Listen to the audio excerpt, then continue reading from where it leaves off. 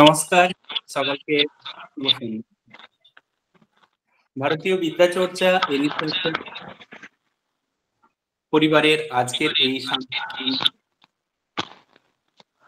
Live ক্লাসে আমরা প্রত্যেককেই স্বাগত এবং অভিনন্দন জানাচ্ছি। কথাটা ইকো হচ্ছে কি? হ্যালো, ওকে, এবার ঠিক আছে আশা করছি।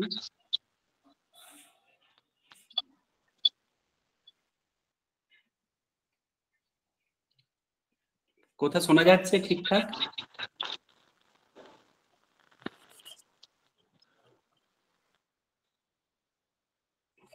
হ্যালো,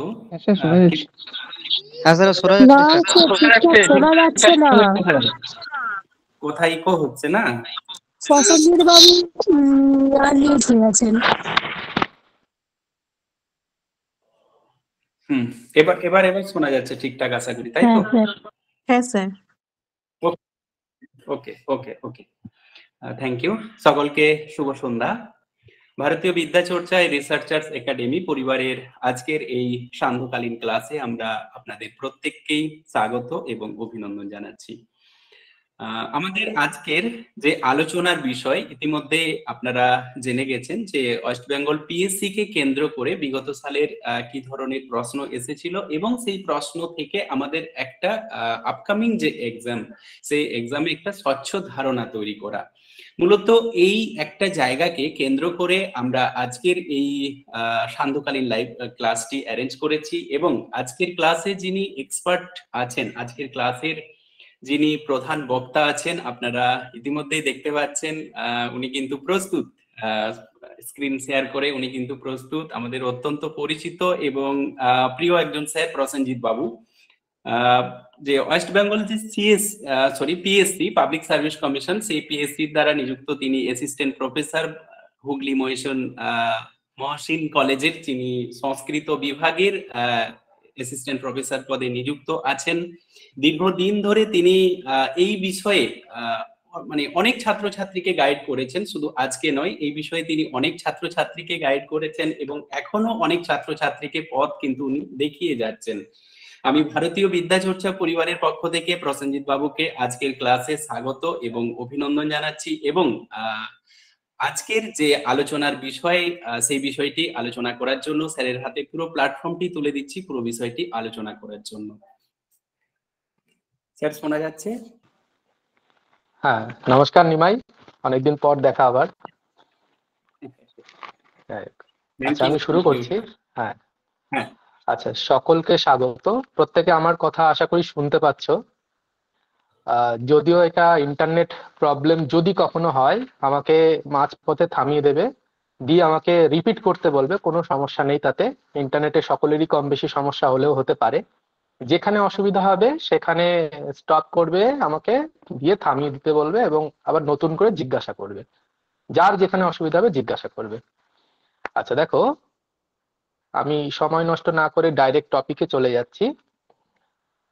আগামী সেপ্টেম্বর মাসে ওয়েস্ট বেঙ্গল পিএসসির অ্যাসিস্ট্যান্ট মাস্টার এবং অ্যাসিস্ট্যান্ট মিস্ট্রেস এর একটি পরীক্ষা হতে চলেছে। তো এই পরীক্ষার টোটাল অ্যানালাইসিস আজকে আমরা করার চেষ্টা করব। যেমন প্রিভিয়াস ইয়ার স্যার বললেন, Nimai sir, previous years question analysis করব। তার থেকে আমরা বোঝার চেষ্টা করব যে আগামী দিনে কেমন ধরনের প্রশ্ন আসতে পারে। তো আগে আমার পরিচয় আমি একটু বলে দিই। নিমাই স্যার বলেছেন, আমি প্রসেনজিৎ দত্ত। তোমরা সাক্ষাৎ কারোর সঙ্গে হয়েছে কিনা আমি জানি না, আমি সবার নাম এখন দেখতে পাচ্ছি না।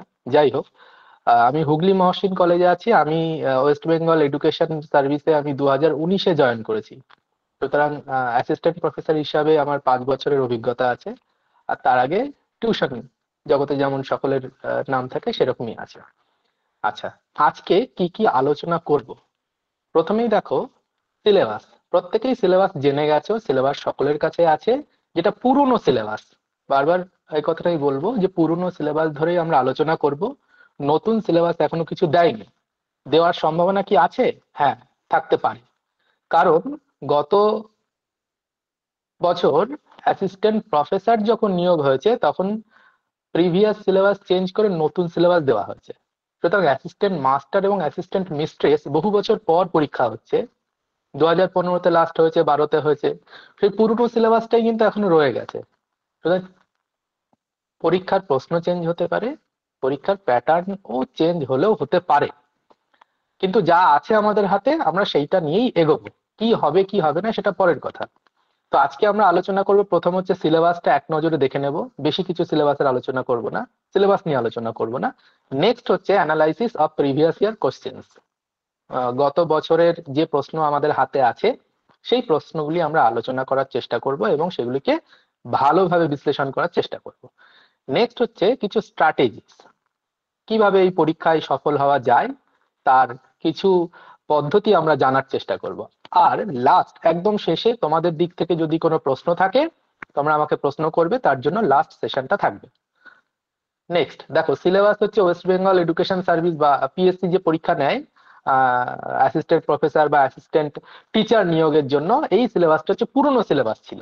সিলেবাসটা দেখতে, অরিজিনাল সিলেবাসটা দেখতে এরকম, তোমরা টাইপ সিলেবাস দেখেছো, আমি সিলেবাসটা রেখেছি যাতে তোমরা দেখতে পাও, এর অথেন্টিসিটি তোমরা দেখতে পারো।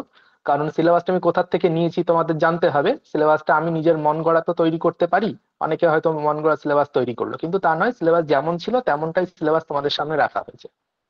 এবার এরপরে দেখো, সিলেবাসের আমি পিডিএফ ভার্সন থেকে টাইপ করা ভার্সনে চলে এসেছি।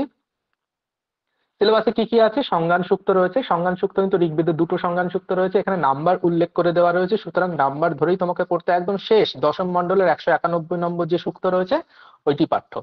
তৈত্তিরীয় উপনিষদের শিক্ষাবল্লীর 1/11 আর 12 মাত্র এই দুটো অনুবাকই পাঠ্য, আর কিচ্ছু নেই। হ্যাঁ, খুব অল্প একটু অংশ রয়েছে, মাত্র দুটো অনুবাক, যদিও অসম্পূর্ণ, কিন্তু এই দুটো অনুবাকই তোমাদের পড়তে হবে। অভিজ্ঞান শকুন্তলম যেমন সব পরীক্ষাতে থাকে সংস্কৃতে, সেই রকমই রয়েছে। কুমার সম্ভব প্রথম স্বর্গ, এইটা কিন্তু চেঞ্জ হয়েছে, অ্যাসিস্ট্যান্ট প্রফেসরে চেঞ্জ হয়েছে, 1, 3, 5 তিনটে স্বর্গ দিয়ে দিয়েছে। আচ্ছা, তারপর রয়েছে বর্ষা বর্ণনম, কিষ্কিন্ধা কাণ্ড, রামায়ণের কিষ্কিন্ধা কাণ্ডের ছোট্ট একটা পার্ট বর্ষা বর্ণনম। যারা একটু পুরনো স্টুডেন্ট, যারা তাদের 11-12-এ বর্ষা বর্ণনম ছিল অনেকের, তো 11-12-এ যে বর্ষা বর্ণনম ছিল তাতে 12টা মাত্র শ্লোক রয়েছে। এই 12টা শ্লোক কি কিন্তু সম্পূর্ণ বর্ষা বর্ণনম নয়, বর্ষা বর্ণনম কিন্তু বেশ কতগুলি শ্লোক, প্রায় 50-52টি মতো শ্লোক রয়েছে। আচ্ছা, শ্রীমদ ভগবদ গীতা 11th চ্যাপ্টার যেটি রয়েছে সম্পূর্ণটা রয়েছে। তারপর রয়েছে দশকুমার চরিত, রাজবাহন চরিত।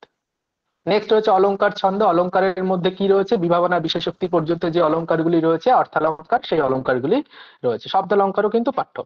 আচ্ছা, ছন্দের মধ্যে শুধু সমবৃত্ত ছন্দ, দেখো সমবৃত্ত ছন্দ এখানে বলেছে ঠিকই, কিন্তু কোনো এক বছর সমবৃত্ত ছন্দের বাইরেও একটি প্রশ্ন এসেছিল, যা হচ্ছে লিটারেচার। এখানে আমি আর বলছি, সকলে জানো সাহিত্যের ইতিহাসে কি কি ক্লাসিক্যাল লিটারেচার দুটো ভাগে সব রয়েছে।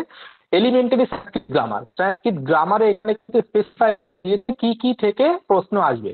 সন্ধি, কারক, সমাস, সন্ধি, কারক, সমাস, কৃৎ প্রত্যয়, তদ্ধিত প্রত্যয়, আত্মনেপদ, পরস্মৈ পদ বিধান, একদম নির্দিষ্ট করে দিয়েছি। জং প্রত্যয়, সন প্রত্যয় এইগুলো কিন্তু নেই। সুতরাং যেটুকু বলেছে সেইটুকুই করবে, যদিও এটা ম্যাক্সিমাম, কিন্তু যেটুকু বলেছে আমরা সেইগুলি শুধু করব। এসএসসিতে যেমন জং প্রত্যয়, সন প্রত্যয় এগুলো এক্সট্রা থাকে, এখানে কিন্তু সেইটি নেই। আচ্ছা, এরপর রয়েছে কম্প্রিহেনশন, একটি বোধ পরীক্ষণ থাকে, যেমন অনেক পরীক্ষাতেই থাকে, নেটেও একটি বোধ পরীক্ষণ থাকে, একটা প্যাসেজ তুলে দেয়, সেখান থেকে প্রশ্ন হয়। এটাতে বেসিক সিলেবাস প্রত্যেকেই জানো, এখানে আমি আলোচনা করার আমার কিছু নেই। নেক্সট, প্রিভিয়াস ইয়ার কোশ্চেন যখন আমরা পাচ্ছি, একটা ওভারঅল যদি আমরা অ্যানালাইসিস করি, 5টা চ্যাপ্টার থেকে কোন চ্যাপ্টার থেকে কতগুলি করে প্রশ্ন আসছে প্রত্যেক বছর। 100টি প্রশ্ন থাকছে, 100টি প্রশ্ন থাকে, 5টা চ্যাপ্টার রয়েছে, 100টা প্রশ্নের জন্য তোমার 90 মিনিট সময় দেওয়া হয়, 90 মিনিটস, 1 ঘন্টা 30 মিনিট সময় দেওয়া হয়। তার মধ্যেই কিন্তু তোমাকে খাতায় সই করা, ওএমআর শিট ফিল আপ করা, সমস্ত কিছু কিন্তু ওর মধ্যেই করতে হবে। 90 মিনিটে 100টি প্রশ্নের সমাধান করতে হবে। এখানে কিন্তু সময় বেশ টাই কিন্তু হয়ে যায়, সময়ের একটা বিষয় কিন্তু মাথায় রাখতে হয় এখানে। এর সঙ্গে নেগেটিভ মার্কিং বিষয়টিও মাথায় রাখতে হয়, নেগেটিভ মার্কিং বিষয় আমরা পরে আনবো। আচ্ছা, দেখা যাক সিলেবাসে মোটামুটি প্রত্যেকটা ভাগ থেকে কটা করে প্রশ্ন আসতে পারে বা এসেছে, কোন কোন চ্যাপ্টার থেকে কতগুলি। সংস্কৃত টেক্সট যেখানে আমরা দেখলাম অভিজ্ঞান শকুন্তলম, বর্ষা বর্ণনম, সংজ্ঞান সূক্ত, তৈত্তিরীয় উপনিষদ, শ্রীমদ ভগবদ গীতা, প্রায় 5-6টি টেক্সট রয়েছে, সবকটি মিলে 20 থেকে 23টা প্রশ্ন আসছে, সবকটা মিলে 6খানা টেক্সট থেকে প্রত্যেকটা থেকে 2, 3, 4টে করেও কিন্তু প্রশ্ন আসছে। তার বেশি কিন্তু আসছে না।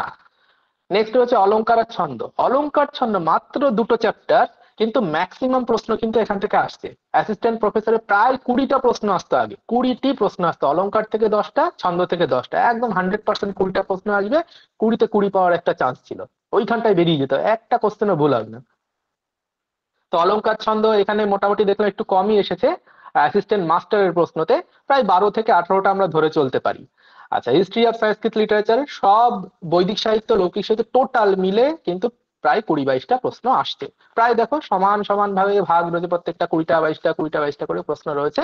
এলিমেন্টারি সংস্কৃত গ্রামার থেকে একটু বেশি প্রশ্ন আসছে, গ্রামারের যেহেতু অনেকগুলো ভাগ রয়েছে প্রত্যেকটা থেকে 3টে 4টে করে কিন্তু প্রশ্ন আসছে। সন্ধি থেকে প্রায় 3-4টে করে প্রশ্ন, কারক থেকে 3-4টে, সমাজ থেকে 2-3টে প্রশ্ন, কৃত প্রত্যয় তদ্ধিত প্রত্যয় মিলে প্রায় 4খানা 5খানা প্রশ্ন কিন্তু এসেছে।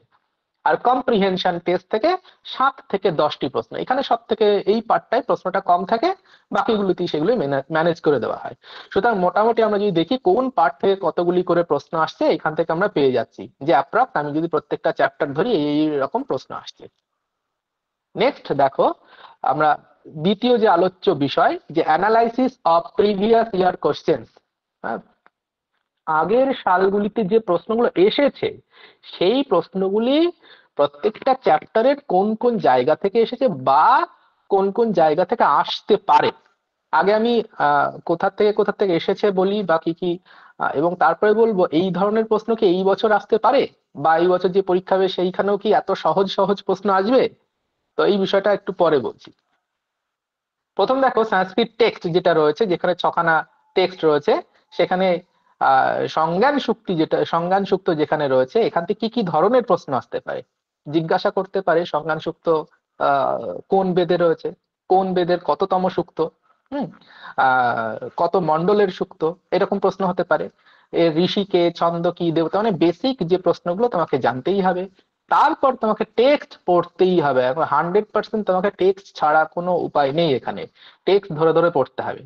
অর্থাৎ তুমি যখন সংজ্ঞান সুক্ত পড়ছো, প্রত্যেকটা মন্ত্রের প্রত্যেকটা পদের মানে তোমাকে কিন্তু পড়তে হবে, কারণ কোন একটি পদ তুলে দিয়ে প্রশ্ন হতে পারে এই পদটি বলতে কি বোঝানো হয়েছে, তখন তুমি টেক্সট না পড়লে কিন্তু পারবে না। ওই একটা প্রশ্ন যদি তুমি না পারো, ভাববে তুমি অনেকটা পিছিয়ে গেলে। এখানে কিন্তু কম্পিটিশন হবে, লাস্ট 10%-এ কম্পিটিশন হবে, মানে 80-100তে ধরে নাও 80, 75-80 অনেকেই পাবে 75-80, কিন্তু লাস্ট 10%-এ যারা থাকবে, মানে লাস্ট 10% যেগুলো পারা যাবে না সেই প্রশ্নগুলি যারা পারবে তারাই বেরিয়ে যাবে। সুতরাং আমি 100তে 75 পেয়েছি, 80 পেয়েছি বলে গর্ব করলে কিন্তু চাকরি হবে না, তোমাকে ম্যাক্সিমাম কোশ্চেনের অ্যান্সার করতে হবে। সুতরাং প্রত্যেকটা জায়গায় যদি তুমি ঠিকঠাক করে পড়ো বা টেক্সট খুঁটিয়ে খুঁটিয়ে পড়ো, তুমি কিন্তু সেই জায়গাগুলো অ্যান্সার করে আসতে পারবে। তো এখানেও কি আমাকে প্রত্যেকটা পদ ধরে ধরে পড়তে হবে, এই জন্য লিখেছি বিশেষ পদের অর্থ, অর্থাৎ প্রত্যেকটা পদের অর্থ কিন্তু আমাকে জানতে হবে। ছোট্ট একটু 4টে মাত্র মন্ত্র রয়েছে, বেশি সময় লাগে না পড়তে, একদিনেই টোটালটা শেষ হয়ে যাবে। মন্ত্রের শূন্য স্থান পূরণও কিন্তু দিচ্ছে, তার মানে শ্লোকগুলো তোমাকে একরকম মুখস্থ রাখতে হবে যে এই শব্দের পরে কি শব্দ রয়েছে। সমানিব আকুতি, সমানিব দিয়ে বললো পরের শব্দটি কি হবে। দেখো যেমন কিছু প্রশ্ন আমি নিচে তুলেছি, বলেছে এই যে সংগচ্ছধ্বম,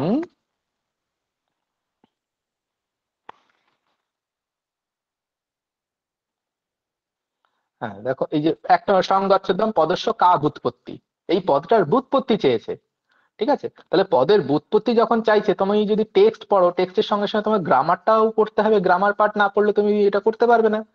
গ্রামার পার্টটাও কিন্তু তোমাকে দেখতে হবে যে সংগচ্ছদ্ধাম এই পদটার ব্যুৎপত্তি কি, টেক্সট বইতে কিন্তু এইগুলি পরিষ্কার লেখা থাকে। সমান মন্ত্র সমিতি অস্ত্র মন্ত্রস্য ছন্দ কিম, প্রত্যেকটা মন্ত্রের ছন্দ, এখানে কিন্তু 3টে মন্ত্রের ছন্দ এক, আরেকটা মন্ত্রের ছন্দ আলাদা, হ্যাঁ 2 রকম ছন্দ আছে। ঋগ্বেদস্য কস্মিন মণ্ডলে বিদ্যতে, একদম বেসিক প্রশ্ন যেটা, সেই ধরনের প্রশ্নও কিন্তু আসছে। সংজ্ঞান সুক্তস্য কো দেবতা, একদম বেসিক প্রশ্ন বললাম। তাহলে দেখো দুটো পার্ট, এক হচ্ছে বেসিক অংশ যেটা তোমাকে জানতেই হবে, ঋষি ছন্দ দেবতা উৎস কি, কোথা থেকে নেওয়া হচ্ছে, এগুলো জানতেই হচ্ছে, তার সঙ্গে সঙ্গে টেক্সট, ওই শব্দগুলির মানে কি। আর এই প্রশ্নগুলো হচ্ছে পুরোনো সালে এসেছে, মানে 10 বছর আগে এসেছে, 10 বছরে অনেক কিছু পাল্টে গেছে, 10 বছর নেটের সিলেবাসের টাইপ, নেটের কোশ্চেন টাইপ পাল্টে গেছে, পিএসসির অ্যাসিস্ট্যান্ট প্রফেসরের প্রশ্নের ধরন পাল্টে গেছে, প্যাটার্নও পাল্টে গেছে, অনেক কিছু পাল্টে গেছে। সুতরাং 10 বছরের প্রশ্নকে ভিত্তি করে আমরা একটা আইডিয়া নিতে পারি, কিন্তু ওই রকমই প্রশ্ন হবে এইটা ভেবে নিলে কিন্তু মূর্খতা হবে। ওর থেকে স্ট্যান্ডার্ড কোশ্চেন কিন্তু হবে, ওর থেকে আর এক ধাপ এগিয়ে প্রশ্ন কিন্তু হবে। ওই পুরনো সহজ সহজ প্রশ্ন কিছু অবশ্যই হবে, সবার জন্য হবে। 50% প্রশ্ন সবাই একদম চোখ বন্ধ করে অ্যান্সার করতে পারবে, কোনো সমস্যা নেই তাতে। কিন্তু তোমাদের কিন্তু তার থেকে আরেক ধাপ এগিয়ে কিন্তু ভাবতে হবে যে আরেকটু কঠিন প্রশ্ন কিন্তু হবে, কারণ 10 বছর আগের প্রশ্ন আর এখনকার প্রশ্ন এক হতে পারে না।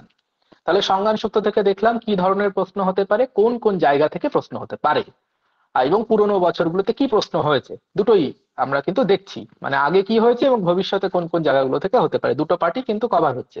নেক্সট রয়েছে দেখো তৈত্তিরীয় উপনিষদ শিক্ষাবল্লী থেকে কি প্রশ্ন হতে পারে।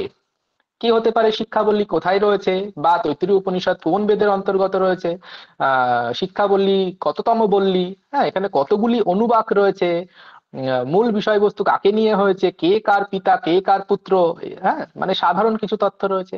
আর কি কিছু চরণ তুলে দিতে পারে, কিছু লাইন তুলে দিতে পারে, দিয়ে কিছুটা লিখলো, শূন্য স্থান পূরণ করো, হ্যাঁ বা লাইন তুলে বললো এই লাইনটা কোন উপনিষদে রয়েছে।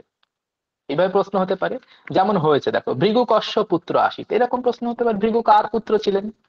হ্যাঁ পরের প্রশ্নটা দেখো রসবৈষ রসম হি এবম, এই যে উক্তিটা রয়েছে এটা কোথায় রয়েছে, কোন উপনিষদে রয়েছে। এবার তোমাকে 4টে অপশন দিয়ে দিল, 4টে অপশন দেখে তোমাকে বুঝতে হবে কোন উপনিষদে রয়েছে।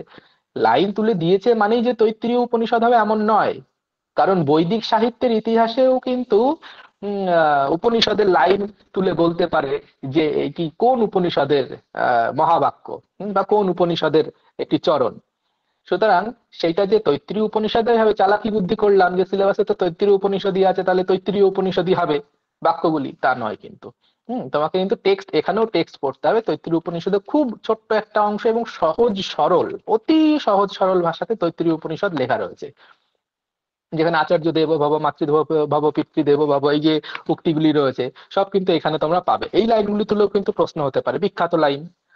আচ্ছা দেখো আর কি প্রশ্ন হয়েছে, তৈত্তিরীয় উপনিষদী বল্লয় ড্যাশ বিভক্তা সন্তি, বল্লীগুলো কিসে বিভক্ত হয়েছে, মানে অনুবাকে বিভক্ত, প্রত্যেকটা বল্লীকে ছোট ছোট ছোট ছোট পাট পাট পাট পাট ছোট ছোট অনুচ্ছেদ গুলিকে অনুবাক বলা হয়েছে, সেই অনুবাকে বিভক্ত। সুতরাং এর স্ট্রাকচার জানতে হচ্ছে, বেসিক তথ্যগুলি জানতে হচ্ছে, লাইন ধরে ধরে পড়তে হবে, লাইনে শূন্য স্থান পূরণ আসতে পারে, এবং বিষয়বস্তুগত তো প্রশ্ন হতেই পারে।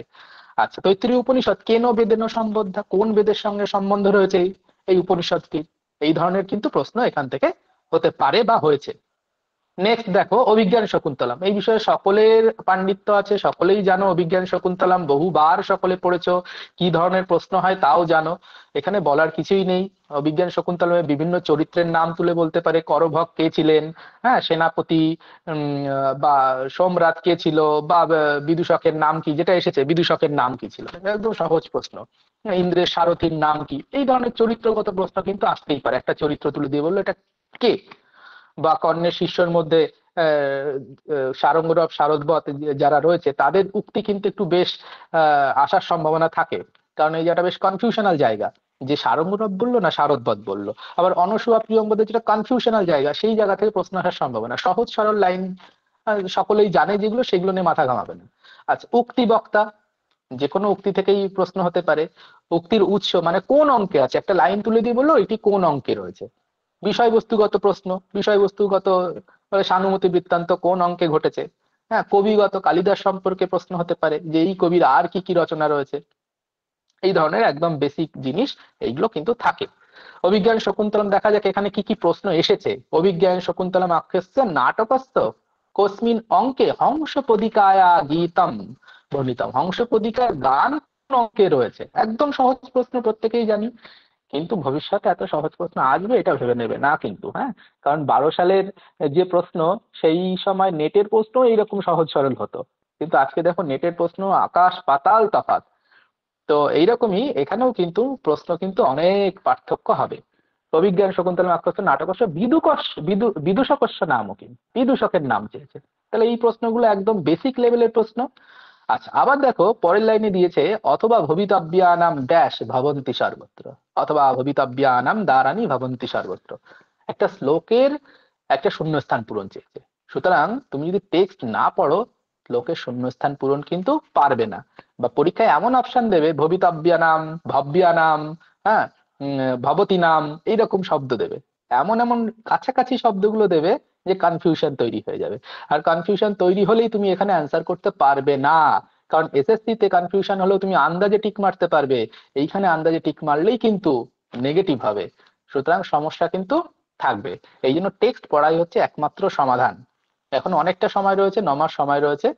আচ্ছা, নেক্সট রয়েছে কুমার সম্ভব। একই রকম, যেহেতু এটা টেক্সট, বিষয়বস্তুগত প্রশ্ন হবে, কবিগত হবে, চরিত্রগত হবে, উক্তি বক্তা হবে, উক্তির উৎস হবে, এই ধরনের প্রশ্ন কিন্তু এখানে থাকবে।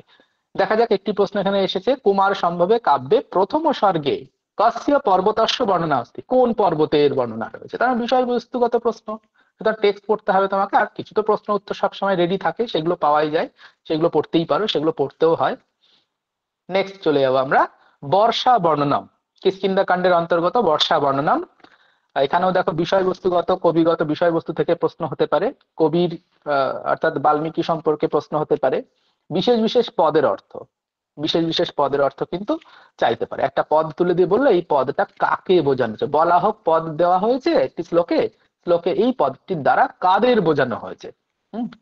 শূন্যস্থান পূরণ হতে পারে, যেটা এসেছে। দেখো প্রথমেই বলেছে, প্রথম প্রশ্ন দেখো, বাতা কেতকী গন্ধিনা কস্মিন কালে ভবন্তি। হ্যাঁ, বাতাস যে কেতকী ফুলের গন্ধে গন্ধীভূত হয়েছে, এটা কোন কালে এই ধরনের ঘটনা ঘটে থাকে। টেক্সটের মধ্যে জিনিসগুলো রয়েছে, প্রত্যেকটা লাইন ধরে ধরে পড়তে হবে। রামায়ণস্য কস্মিন কাণ্ডে বর্ষা বর্ণনম বিদ্যতে। বেসিক প্রশ্ন, রামায়ণের কোন কাণ্ডে রয়েছে বর্ষা বর্ণনম। গিরিচর ইব ড্যাশ প্রাণসারং বিভর্তি, গিরিচর ইব নাগ প্রাণসারং বিভর্তি, তাহলে শূন্য স্থানেও কিন্তু এখানে রয়েছে। সুতরাং শ্লোকগুলিও তোমাকে কিন্তু মন দিয়ে পড়তে, বিশেষ করে এখানে প্রথম দিকে শ্লোকগুলি শূন্যস্থান আসার সম্ভাবনা আছে, শেষ শ্লোকগুলি খুব একটা শূন্যস্থানে আসার সম্ভাবনা থাকে না। প্রথম যে 15টা 20টা শ্লোক রয়েছে ওইটা খুব ভালো করে পড়তে হবে, মানে প্রত্যেকটা পদ ধরে ধরে পড়তে হবে, যাতে একটা পদের পরে আরেকটা পদ কি আছে প্রায় যেন মুখস্থ থাকে আমার কাছে। পরের শ্লোকগুলি মুখস্থ না থাকলেও চলবে, কারণ ওই 50টা শ্লোক মুখস্থ করা সবসময় সম্ভব হয়ে উঠবে না, কারণ অনেকটাই সিলেবাস, অন্যান্য টেক্সটও রয়েছে। তোমাকে কি করতে হবে, প্রথম দিকে যে 15-20টা শ্লোক রয়েছে একদম ঠোঁটস্থ করে ফেলতে হবে, লাস্টের গুলো তোমাকে শব্দ অর্থ ধরে যেমন আমরা পড়ি সেইভাবে কিন্তু পড়তে হবে। তাহলেই কিন্তু এখান থেকে যে প্রশ্ন আসবে সেই প্রশ্নগুলি কিন্তু ট্র্যাক করতে পারবে। নেক্সট রয়েছে শ্রীমদ্ ভগবদ গীতা। এখান থেকেও একই রকম, গীতার উৎস কি, হ্যাঁ, এইখানে যে শ্লোকগুলি রয়েছে তার ভিতর থেকে কিছু বিষয়বস্তুগত প্রশ্ন হতে পারে, কবিগত প্রশ্ন হতে পারে। হ্যাঁ, যেমন এখানে ব্যাসদেব সম্পর্কে একটি প্রশ্ন এসেছে এক জায়গায় দেখেছি। আবার অর্জুন এবং কৃষ্ণের বিশেষণ, বলো কিরীটি, একটি লাইন তুলে বলেছে এখানে কিরীটি শব্দের দ্বারা কাকে বোঝানো হয়েছে। তার মানে তুমি যখন টেক্সট পড়ছো, টেক্সটের মধ্যে বিভিন্ন সময় পার্থ বলা হয়েছে, অর্জুনের একাধিক নাম রয়েছে, হ্যাঁ, শ্রীকৃষ্ণের অনেক নাম রয়েছে, বিভিন্ন নামে বিভিন্ন সময় উল্লেখ করা হয়েছে। ওই নামগুলি তুলে কিন্তু প্রশ্ন এসেছে যে এই নামটি দ্বারা কাকে বোঝানো হয়েছে। দুজনেই অপশন হবে, আর কেউই নেই, কিন্তু দুজনের মধ্যে কে হবে এইটা কিন্তু তোমার কাছে ক্লিয়ার থাকতে হবে। এইভাবে কিন্তু প্রশ্ন এসেছে।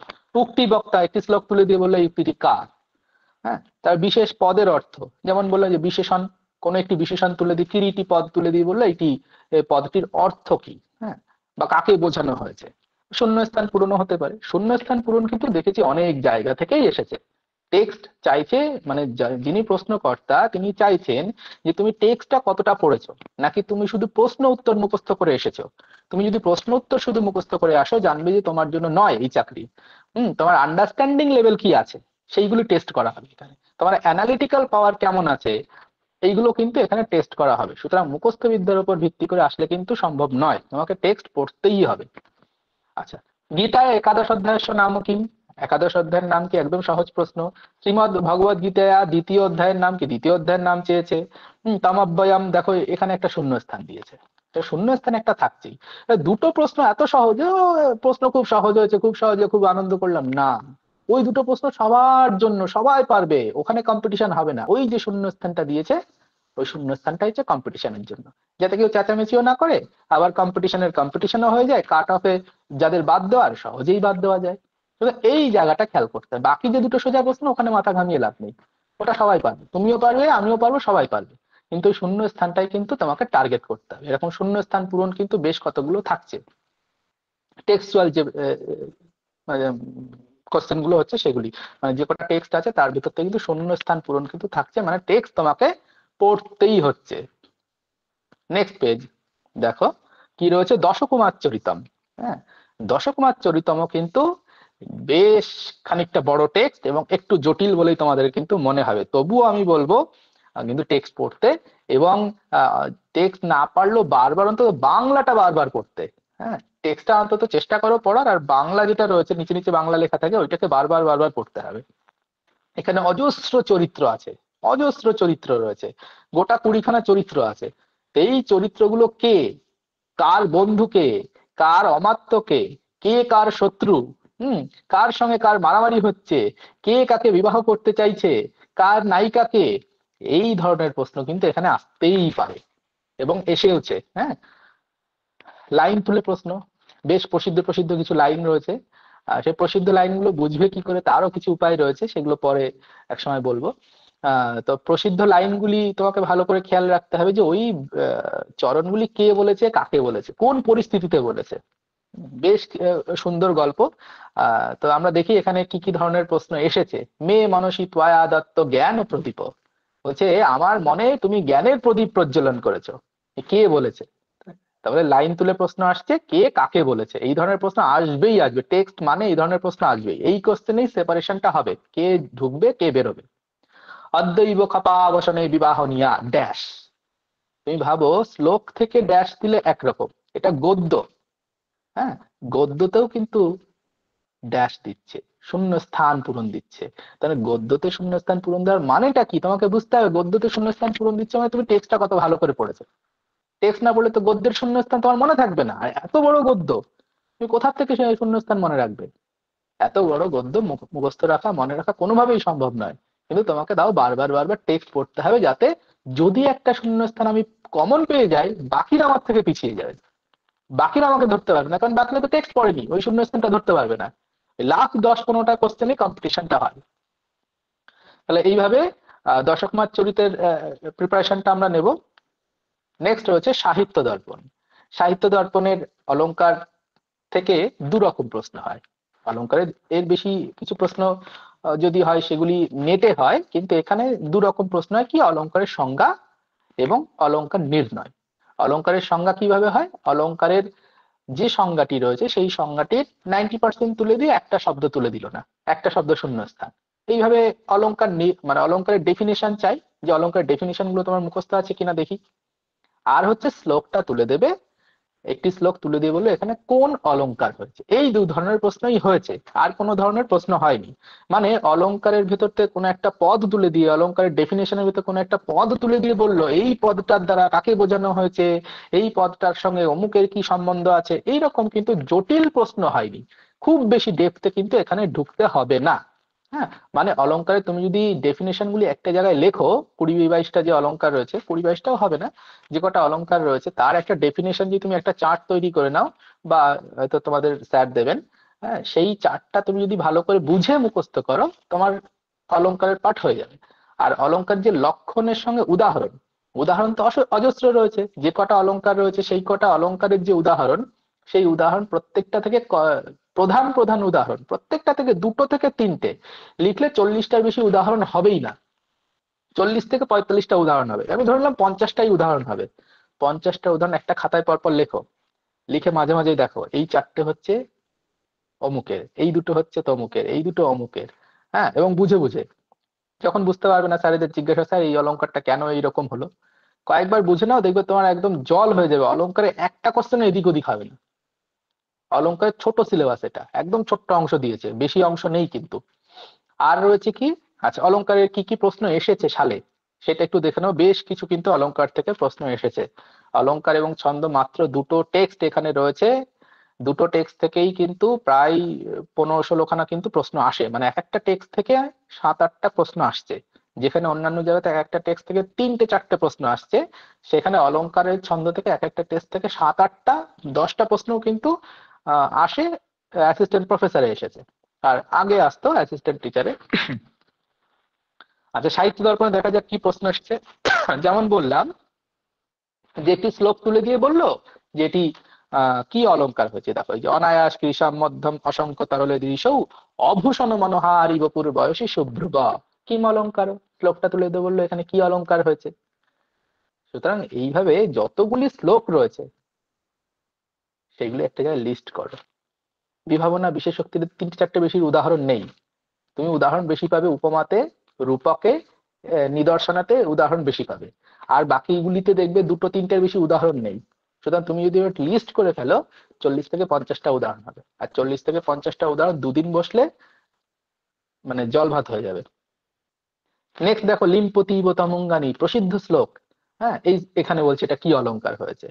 আবার বলছে আধিক্যম উপমেয়, মানে এখানে দেখো এই যে শূন্যস্থান দিয়েছে, এটা হচ্ছে অলংকারের লক্ষণ চেয়েছে। অলংকারের লক্ষণগুলো তোমার মুখস্থ কিনা, তুমি ঠিকঠাক করে এখানে পদটা বসাতে পারছো কিনা, এটা কিন্তু এখানে দেখা হচ্ছে। নিচেরটাও তাই, অলংকারের লক্ষণ চেয়েছে। দেখো দুটো অলংকারের লক্ষণের উদাহরণ দিয়েছি আর দুটো অলংকার নির্ণয়ের উদাহরণ দিয়েছি। সুতরাং এই দুই ধরনেরই কিন্তু প্রশ্ন আসছে, বিশ্লেষণাত্মক আর কিছু আসছে না। অলংকারের লক্ষণ বিশ্লেষণ করে তার ইন্টারনাল মিনিং বের করা, এই ধরনের এমএ লেভেলের প্রশ্ন বা নেটে যেমন আসে সেই রকম প্রশ্ন কিন্তু এখানে আসছে না। সুতরাং সেই ডেপথে যাওয়ার এখানে দরকার নেই। নেক্সট রয়েছে ছন্দ। ছন্দ থেকেও দু ধরনের প্রশ্ন হয়। এক হচ্ছে, না দু ধরনের না, আর একটু ছোট ছোট কিছু ভিন্ন ধরনের প্রশ্ন আছে। প্রধান হচ্ছে অলংকার নির্ণয় করো আর অলংকারের সংজ্ঞা দাও, এই দুটো হচ্ছে প্রধান প্রশ্ন। অলংকার নির্ণয় একটি শ্লোক তুলে দিয়েছে, দিয়ে বলছে অলংকার নয় ছন্দ, একটি শ্লোক তুলে দিয়ে বলেছে এখানে কি ছন্দ হয়েছে, অপশন দিয়ে দিয়েছে তোমার কাছে। আর কি, লক্ষণ তুলে দিয়েছে, একটা ড্যাশ দিয়েছে, এটা কিসের লক্ষণ, কোন ছন্দের লক্ষণ। আর প্রশ্ন হতে পারে যে এই শ্লোকে জ্যোতি কোথায় পড়েছে, অমুক ছন্দের কোথায় জ্যোতি পড়ে, কোন অক্ষরে জ্যোতি পড়ে, অমুক ছন্দের শিখরিণী ছন্দ বলো বা ইন্দ্রবজ্র ছন্দ বলো বা মালিনী ছন্দ বলো, এই ছন্দে প্রত্যেক পাদে কত করে অক্ষর হয়, এই বেসিক প্রশ্নগুলো কিন্তু এসেছে। সুতরাং ছন্দতে তোমাকে কিছু বেসিক ইনফরমেশন গুলিও জেনে রাখতে হবে। সেই বেসিক ইনফরমেশনের সঙ্গে সঙ্গে অলংকার ছন্দ নির্ণয় এবং ছন্দের সংজ্ঞা, এই দুটিও তোমাকে ভালো করে প্র্যাকটিস করতে হবে। ছন্দ অলংকারে একটা কোশ্চেনও ছাড়া যাবে না, এটা হচ্ছে টোটাল কমন পাওয়ার জায়গা, মানে 100% কমন এখান থেকে হবেই হবে। বাকি জায়গাগুলোতেও হয়, এখানে 100% হবেই। আচ্ছা দেখো কি প্রশ্ন এসেছে, সূর্যাশ্বই মশযস্ত তা স্বগ্রহ, বলছে এখানে ইত্যাত্র জ্যোতি বোধার্থম সূর্য শব্দেন কতি অক্ষরাণি সূচ্যন্তে, সূর্য শব্দের দ্বারা কত অক্ষরকে সূচিত করা হয়েছে। ছন্দ নির্ণয় করতে এখানে বলেনি। আমি পাওয়ার সাথে সাথে ছন্দ নির্ণয় শুরু করে দিলাম তা নয়, প্রশ্ন ভালো করে পড়তে হবে। কতগুলি মানে সূর্য শব্দের দ্বারা কত অক্ষর, আদিত্য শব্দের দ্বারা কত অক্ষর, হ্যাঁ নব শব্দের দ্বারা কত অক্ষর, ভোগী লোকই ভোগী লোক শব্দের দ্বারা কত নম্বর অক্ষরকে সূচিত করা হয়, এই ধরনের প্রশ্ন কিন্তু এখানে আসবে। মানে জ্যোতি তোমাকে ভালো করে জেনে রাখতে হবে, জ্যোতি থেকে প্রশ্ন এসেছে। আর কোন ছন্দে কটা করে অক্ষর, এগুলো তো জানতেই হবে, যখন তুমি ছন্দ পড়ছো তখন এগুলো তো বেসিক জিনিস পড়তেই হবে।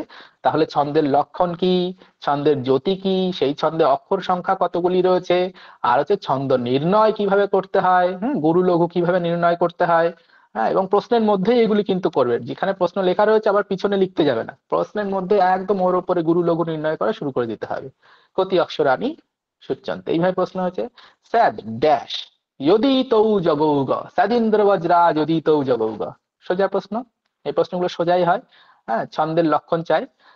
ছন্দ প্রায় 17টা না 18টা মতো ছন্দ রয়েছে সমবৃত্তের মধ্যে, যেগুলো আসে সেগুলি পড়লেই মোটামুটি হয়ে যায়। তবে চেষ্টা করবে একটা দুটো একটু বাইরের জিনিসগুলো দেখে যেতে, অন্তত নামগুলো দেখে যেতে, যে অর্ধ সমবৃত্ত এবং বিষমবৃত্তে কি কি ছন্দ আছে। উদ্গতা সুদ্গতা কি ছন্দ আছে, এরা কি ধরনের ছন্দ, অন্তত নাম একটু দেবে। বাই চান্স যদি এর বাইরে দেয়, কারণ আমার অভিজ্ঞতা বা স্মৃতি বলছে একবার দিয়েছে, পিএসসির কোন একটা পরীক্ষাতে দিয়েছে যে এই ছন্দটা কি ধরনের ছন্দ, এইভাবে কিন্তু প্রশ্ন এসেছে। এটা বইয়ের বাইরে থেকে বলা যায় না, কিন্তু দিয়েছে, মানে সিলেবাসের বাইরে থেকেও বলা যাবে না, চ্যালেঞ্জ করাও যাবে না, কোনো না কোনো ভাবে প্রুভ করা যাবে যে সিলেবাসের মধ্যে।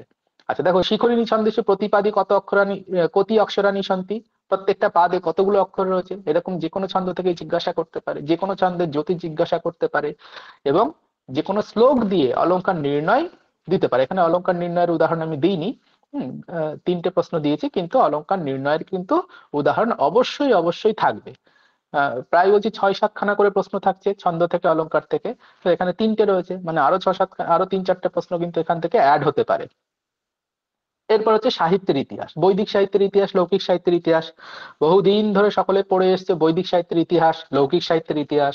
বৈদিক সাহিত্যের ইতিহাসে যা যা আছে সব জায়গা থেকে কিন্তু প্রশ্ন এসেছে, প্রায় 7খানা-8খানা প্রশ্ন এসেছে সেই বৈদিক সাহিত্যের ইতিহাস থেকে। বৈদিক সাহিত্যের ইতিহাস থেকে কোনটা কার আরণ্যক, কার ব্রাহ্মণ, কার উপনিষদ, বেদাঙ্গ থেকে প্রশ্ন এসেছে।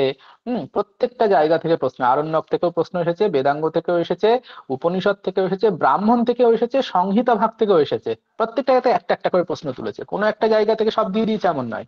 হ্যাঁ, সংহিতা ভাগ থেকে বলেছে অমুকের শাখার নাম কি, অমুক বেদের একটি শাখা হলো ড্যাশ। আর বেদাঙ্গ থেকে বলেছে যে অমুক যে বেদাঙ্গ রয়েছে সেই বেদাঙ্গকে কি বলা হয়, কিসের সঙ্গে তুলনা করা হয়েছে। এই ধরনের প্রশ্ন কিন্তু এসেছে। উপনিষদ থেকে একটি লাইন তুলে, বিখ্যাত লাইন তুলে বলেছে এই মহাবাক্যটি কোন উপনিষদে পাওয়া যায়। সুতরাং প্রত্যেকটা জায়গা থেকে কিন্তু প্রশ্ন এসেছে। আর ক্লাসিক্যাল লিটারেচারে বলার কিছু নেই। গ্রন্থকার তোমাকে পড়তেই হবে।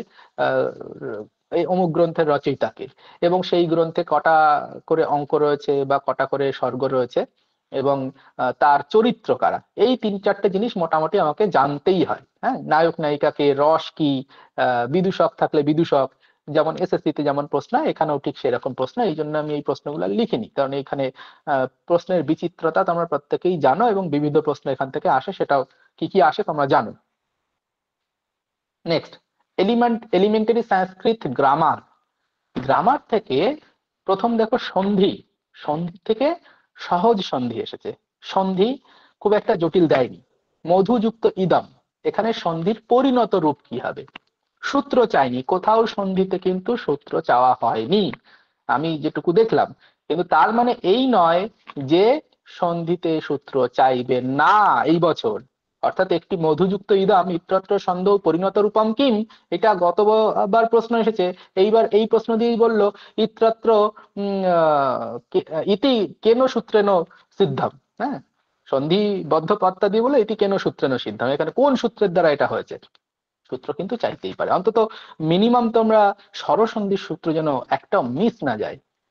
দিলে স্বরসন্ধির সূত্রই দেবে এখানে, যেহেতু এটা স্কুল লেভেলের। এখানে ব্যঞ্জন সন্ধির সূত্র বা বিসর্গ সন্ধির সূত্র যাবেই না কোনো রকম ভাবে।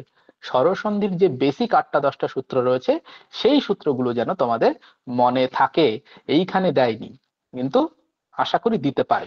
পতঞ্জলি, হ্যাঁ, পতঞ্জলি সকন ধাদিষু পররূপম বাচ্চাম, এই যে সন্ধি হচ্ছে এটা বিচ্ছিন্ন রূপ চেয়েছে। এখানে পতঞ্জলিকে ভাঙলে কি পাওয়া যায় এটা চেয়েছে। সুতরাং সন্ধিবদ্ধ এবং সন্ধি বিচ্ছেদ, মানে সন্ধি এবং সন্ধি বিচ্ছেদ 2 ধরনের প্রশ্ন এসেছে, কিন্তু কোথাও সূত্র চাইনি, শুধু সন্ধি বিচ্ছেদ সন্ধিযুক্ত করলেই হয়ে গেল। আচ্ছা, শ্রীগাল আনুতে, আচ্ছা আত্মনেপদ পরস্ময়ী পদ বিধান খুব ইম্পর্টেন্ট জায়গা, যে কোনো পরীক্ষাতেই কিন্তু এখান থেকে প্রশ্ন থাকবেই থাকবে। সে এসএসসি বলো, নেট বলো, আর পিএসসি বলো, আর তুমি বাইরের বিহার বলো, যে কোনো জায়গাতে আত্মনেপদ থেকে প্রশ্ন কিন্তু থাকছে, এবং বেশ ভারী পরিমাণে থাকছে। গত আচ্ছা যাই হোক, বেশ বেশি পরিমাণেই থাকছে। এখানেও কিন্তু আত্মনেপদকে গুরুত্ব দিতে হবে। অনেকেই আত্মনেপদটা কঠিন বলে অতটা গুরুত্ব দেয় না, আর এখানে 3-4টে প্রশ্ন যেই পিছিয়ে যায় আশা কিন্তু সেখানেই শেষ। 3-4টে প্রশ্ন কিন্তু ছাড়া যাবে না কোনো রকম ভাবে। হ্যাঁ, বলছে আনুতে এই পদের অর্থ কি, তুমি সূত্র না জানলে এই পদের অর্থ বের করতে পারবে না। সংক্রিরতে, সংক্রিরতি শব্দগুলোর পার্থক্য পেয়েছো, এটা শব্দগুলোর পার্থক্য হিসাবে দেয়নি, এটা দিয়েছে ওই আত্মনেপদ থেকে দিয়েছে, কারণ শব্দগুলোর পার্থক্য তো সিলেবাসে নেই। হ্যাঁ, এটা আত্মনেপদে সংক্রিরতি থাকলে কি মানে হয়, সংক্রিরতে থাকলে কি মানে হয়, তো এইখানে পদের মানে দিয়েছে, মানে আত্মনেপদ কিন্তু খুব ভালো করেও পড়তে হবে। স্বজাতীয় ব্রাহ্মণ, আর আত্মনেপদ সূত্র ধরে পড়বে। আবার বললাম এখানে সূত্র কোথাও চাইনি, তবুও চেষ্টা করবে আত্মনেপদটা সূত্র ধরে পড়ার, কারণ সময় পাল্টাচ্ছে, সূত্র দুটো একটা দিলেও দিতে পারে। সহজ সূত্র, খুব বেশি আনকমন সূত্র দেবে না। যেমন সংক্রিয়তির সহজ সূত্রই হয়তো দিয়ে দিল। তো সুতরাং যেগুলো দেখবে একটু চেনাশোনা সূত্র, মোটামুটি পরিচিত সূত্র, সেই সূত্রগুলো বেশি করে পড়বে। খুব বেশি ডেপথের সূত্র, খুব বেশি জটিল সূত্র বা বার্তিক এইগুলো দরকার হয় না এখানে, যেহেতু এটা 11-12 লেভেল। আচ্ছা, নেক্সট রয়েছে দেখো স্বজাতীয় ব্রাহ্মণ, খুব সহজ একটা কারকের উদাহরণ দিয়েছে, দিয়ে বলছে এখানে কস্ত উপযোগিতা। বানান ভুল হয়ে গেছে এখানে। কস্য উপযোগিতা মানে কোন সূত্রের উপযোগিতা, কারক থেকে কিন্তু সূত্র অবশ্যই চেয়েছে, কারক সূত্র ছাড়া তো হবেই না, মানে সূত্র ছাড়া সাধারণত চায় না সূত্র ছাড়া। তাহলে এখানে জাত্যা ব্রাহ্মণ প্রকৃত আদিব্য উপসংখ্যানাম, জাতিতে ব্রাহ্মণ, হ্যাঁ তার প্রকৃতি জানা যাচ্ছে। তো এইভাবে কিন্তু কারক থেকে প্রশ্ন হয়েছে। আচর যুক্ত যৎ, যৎ প্রত্যয়, কৃত প্রত্যয় থেকে প্রশ্ন হয়েছে। শহরি ইত্যাত্র ক সমাস, এখানে কোন সমাস রয়েছে, অব্যয়ীভাব সমাস হয়েছে। সমাস থেকে প্রশ্ন হয়েছে, সমাস থেকে কিরকম প্রশ্ন হয়েছে, একটা পদ দিয়েছে, জিজ্ঞাসা করেছে কি সমাস হবে। আবার উল্টোটাও হয়েছে, সমাসের ব্যাস বাক্য দিয়ে দিয়েছে, দিয়ে বলছে সমস্ত পদ নির্ণয় করো। সমাস থেকেও খুব জটিলে যায়নি, সমাসের ব্যাস বাক্য দিয়ে দিয়েছে সমস্ত পদ করতে হবে, অথবা সমস্ত পদ দিয়ে দিয়েছে ব্যাস বাক্য করতে হবে। কিন্তু তোমরা সমাসের বেসিক ইনফরমেশন গুলোও কিন্তু ভালো করে পড়বে, অর্থাৎ সমাসের যদি কোথাও বিভাগ থাকে, সমাসের যে সাধারণ দ্বন্দ্ব সমাসের যদি বিশেষ কিছু থাকে, দ্বন্দ্ব সমাস কত রকম হতে পারে, অব্যয়ীভাব সমাসের মধ্যে কোনো ব্যতিক্রম যদি থাকে, কিছু কিছু জিনিস আছে যেটা অব্যয়ীভাব সমাসের মধ্যে ব্যতিক্রম, সেইগুলো দেখতে হবে। তৎপুরুষ সমাসে অজস্র বিভাগ রয়েছে, সেই বিভাগগুলো একটু ভালো করে দেখতে হবে, যেটা আনকমন, যেগুলো আমরা পড়ি না, হয়তো প্রাদি তৎপুরুষ অনেকেই পড়ে না, উপপদ তৎপুরুষ বোঝে না। তো এই জায়গাগুলো কিন্তু একোদশী এই সমাস, যেটা রয়েছে একোদশী ভাব কি করে হলো, সেই জায়গাগুলো একটু দেখতে হবে। আর খুব বেশি ডেপথে এখানেও যাওয়ার দরকার নেই, সূত্র এখানে কিন্তু দেবে বলে আমার মনে হয় না, সমাসের সূত্র কোথাও চাইবে বলে মনে হয় না। প্রধান প্রধান 8টা 10টা সূত্র ছাড়া, মানে তৎপুরুষ সমাসের প্রধান সূত্র, অব্যয়ীভাব সমাসের প্রধান সূত্র, বহুব্রী সমাসের প্রধান সূত্র, দ্বন্দ্ব সমাসের প্রধান সূত্র, অব্যয়ীভাবের 1টা 2টো সূত্র, আর সমাসের প্রাথমিক দিকে যে সূত্রগুলো রয়েছে 2-3টে সূত্র রয়েছে, সহসুপা বলো বা কৃত্যাদি সমাসাস্ত্র বলো, এই যে 8টা 10টা সূত্র রয়েছে, এই বেসিক সূত্রগুলো কিন্তু অবশ্যই পড়ে রাখবে, আর ডেপথের সূত্র আমি চাইছি না। আচ্ছা নেক্সট দেখো কি রয়েছে, অর্ধম গৃহস্থ ইত্যত্র অর্ধগৃহম ইত্যত্র ক সমাস, একই রকম ব্যাপার। ব্যাস বাক্য দিয়ে সমস্ত পদ তৈরি করে দিয়েছে, দিয়ে বলছে এখানে কি সমাস হয়েছে, সুতরাং সমাসের নাম জানতে চেয়েছে। ন্যায়যুক্ত ঢক প্রত্যয়, তদ্ধিত প্রত্যয় থেকে একটি প্রশ্ন হয়েছে। তদ্ধিত প্রত্যয় অজস্র তদ্ধিত প্রত্যয় রয়েছে, তদ্ধিত প্রত্যয়টাও রেগুলার চর্চা করতে হবে, কারণ গত এসএসসি তে তদ্ধিত প্রত্যয় প্রায় 5খানা তদ্ধিত প্রত্যয় এসেছিল 55টা প্রশ্নের মধ্যে। ভাবো সিলেবাসের এত ভ্যারাইটি, এত কিছু রয়েছে, তদ্ধিতের থেকে 5খানা দিয়ে দিয়েছে, ওইখানেই অনেকে মার খেয়ে গেছে। তদ্ধিত প্রত্যয় অনেকেই ঠিকঠাক করে বুঝতে পারে না, পড়ে না, সুতরাং তদ্ধিতে যেই মার খেয়ে গেছে, পিছিয়ে পড়েছে। আমাদের বন্ধুদেরই অনেকেরই হয়েছিল, 11-12 এসএসসির কথা বলছি, 2016-তে। যাই হোক, কালীন শব্দস্য ব্যুৎপত্তি, তো এখানেও দেখো তদ্ধিত প্রত্যয় রয়েছে, সুতরাং তদ্ধিত প্রত্যয়, কৃত প্রত্যয়, সমাস, কারক, সন্ধি, হ্যাঁ সব আত্মনেপদ, সব কটা জায়গা থেকেই প্রশ্ন আসবে। যে সিলেবাসে যা যা দেওয়া রয়েছে প্রত্যেকটা পার্ট থেকে 3-4টে করে প্রশ্ন আসবে, প্রায় এখানে কিন্তু 20 থেকে 25টা ম্যাক্সিমাম প্রশ্ন কিন্তু এই জায়গা থেকে আসে, গ্রামার থেকে ম্যাক্সিমাম প্রশ্ন কিন্তু এসেছে। নেক্সট দেখো কম্প্রিহেনশন থাকছে, কম্প্রিহেনশনে জানো সকলে একটা অনুচ্ছেদ থাকে, সেখানে একটা গল্প থাকে, পঞ্চতন্ত্রের হতে পারে, হিতোপদেশেরও গল্প হতে পারে, বা কারেন্ট কোনো বিষয়ও হতে পারে, যেটা হয়তো আহ নতুন করে কেউ হয়তো লিখেছে, বা হয়তো নতুন কোনো বই রয়েছে, যে বইগুলো আমরা হয়তো পড়িনি, কিন্তু আধুনিক কাব্য যেগুলি থাকে তার থেকেও কিছু অংশ তুলে দিতে পারে। তবে এই টেক্সটটা সহজ টেক্সট হয়, নেটে যেমন একটু জটিল টেক্সট হয়, এখানে কিন্তু জটিল টেক্সট হয় না, মানে ভাষা সহজ হয়, ভাষার মধ্যে খুব বেশি জটিলতা থাকে না। 8টা 10টা প্রশ্ন থাকবে, ব্যাকরণগত প্রশ্ন থাকতে পারে, মানে সন্ধি সন্ধি বিচ্ছেদ কারক প্রত্যয় চাইতে পারে এখান থেকে। আর হচ্ছে বিষয়গত প্রশ্ন হতে পারে, যেমন একটা লাইন তুলে দিয়েছে, দিয়ে বলছে যে এই এখানে কে কাকে কি বলেছে, হ্যাঁ মানে এই উক্তিটা কে কাকে বলেছে, বা এখানে অমুক প্রাণীটির নাম কি, এখানে একটি বৃষ উল্লেখ রয়েছে, বৃষের নাম কি, এখানে একটি কাকের উল্লেখ রয়েছে, কাকের নাম কি, হ্যাঁ বা কাক শ্রীগাল কাকে দেখেছিল, শ্রীগাল কি খেতে গিয়েছিল, এরকম ধরনের যে গল্পগুলো রয়েছে তার প্রশ্ন এরকম সাধারণ সাধারণ প্রশ্নই হয়। আচ্ছা এই কম্প্রিহেনশন করার কিছু উপায় রয়েছে, সেই উপায়গুলো আমরা আলোচনা করব।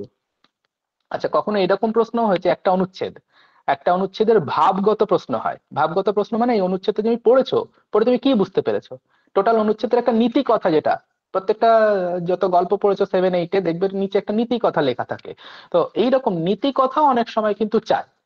সুতরাং যখন পড়বে মাথায় রাখবে যে তুমি যেটা পড়ছো সেটা বুঝতে পারছো কিনা। পড়ার সঙ্গে তুমি কিন্তু দ্বিতীয়বার তৃতীয়বার পড়ার সুযোগ পাবে না, একবারেই পড়তে হবে, একবারেই বুঝতে হবে। তার জন্য উপায় হচ্ছে আগে প্রশ্নগুলো পড়ে নিতে হয়, নিয়ে তারপর প্যাসেজটা পড়তে হবে। পড়ার পর পড়তে পড়তে তোমার কিন্তু মাথায় ব্রেনে ক্যালকুলেট করতে হবে যে প্রথম প্যারা পড়েছি এই মানে বুঝিয়েছে, দ্বিতীয় প্যারা এই মানে টোটাল জিনিসটার এই অর্থ হয়েছে, তার নীতি কথা এরকম হতে পারে, মানে এই বিষয়ে বলেছে, যাতে প্রশ্ন পড়ার সঙ্গে সঙ্গে তুমি উত্তরগুলো অ্যান্সার করে বেরিয়ে আসতে পারো। এখানে কিন্তু খুব বেশি চিন্তা করার সময় কিন্তু তোমাকে দেবে না। আচ্ছা, এই হচ্ছে টোটাল সিলেবাস সম্পর্কে এবং সিলেবাস বা প্রিভিয়াস ইয়ার্স কোশ্চেন সম্পর্কে আলোচনা করলাম।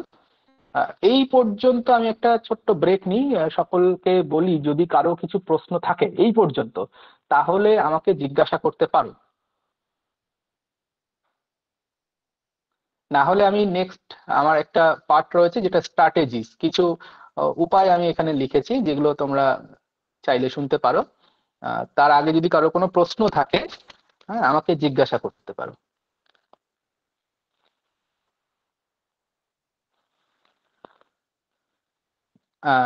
ঠিক আছে, পরেও জিজ্ঞাসা করতে পারো। যদি জিজ্ঞাসা না থাকে আমি বাকি অংশটুকু শেষ করি। দেখো, স্ট্র্যাটেজিস বলে আরেকটি বিষয় আজকে আলোচনা করব। স্ট্র্যাটেজিস কি কি পদ্ধতি তুমি অবলম্বন করবে এই পরীক্ষাকে হাতের মুঠোয়, পরীক্ষার ফল হাতের মুঠোয় রাখার জন্য। এই পরীক্ষা সম্পর্কে সবকিছু তোমাকে জানতে হবে, মনে প্রাণে চাইতে হবে যে না, আমাকে হতেই হবে। কি পরীক্ষা, কেন এই পরীক্ষা, এই পরীক্ষা থেকে তোমার কাছে কি চাইছে তারা, কেমন ধরনের মানুষ এরা রিক্রুট করতে চায়, হ্যাঁ, তো এই সমস্ত কিছু কিন্তু তোমাকে বুঝতে হবে নিজের থেকে। যাই হোক, লিখিত পরীক্ষার আগের কিছু স্ট্র্যাটেজি, পরীক্ষা তো এখন অনেক দেরি আছে, মোটামুটি সেপ্টেম্বর অ্যানাউন্স হয়েছে, তো ততদিনে কিভাবে পড়বে তোমরা। প্রথম যেটা বলি যে সিলেবাস ভালো করে পর্যবেক্ষণ করতে হবে, যেটা আমরা সকলে সিলেবাস প্রথম দিন আলোচনা করি, স্যারও হয়তো আলোচনা করেছেন। তোমরা নিজেরা ভালো করে বসবে, সিলেবাসটা ভালো করে দেখবে কি কি আছে, যেন সিলেবাস একদম মগজস্থ হয়ে থাকে। ও আচ্ছা, সিলেবাসে এইগুলো আছে। দ্বিতীয়বার যেন সিলেবাস খুলে দেখতে না হয় সিলেবাসে কি আছে। সালের প্রশ্ন বিশ্লেষণ করবে, নিজে না করলে মাথায় থাকবে না কি ধরনের প্রশ্ন আসে। যতই বিশ্লেষণ করে দেওয়া হোক, আমি যতই বিশ্লেষণ করে দিই বা অন্য কেউ বিশ্লেষণ করে দিক না কেন, তুমি যতক্ষণ নিজে না বসবে তোমার 100% অ্যাকুরেসিটা আসবে না।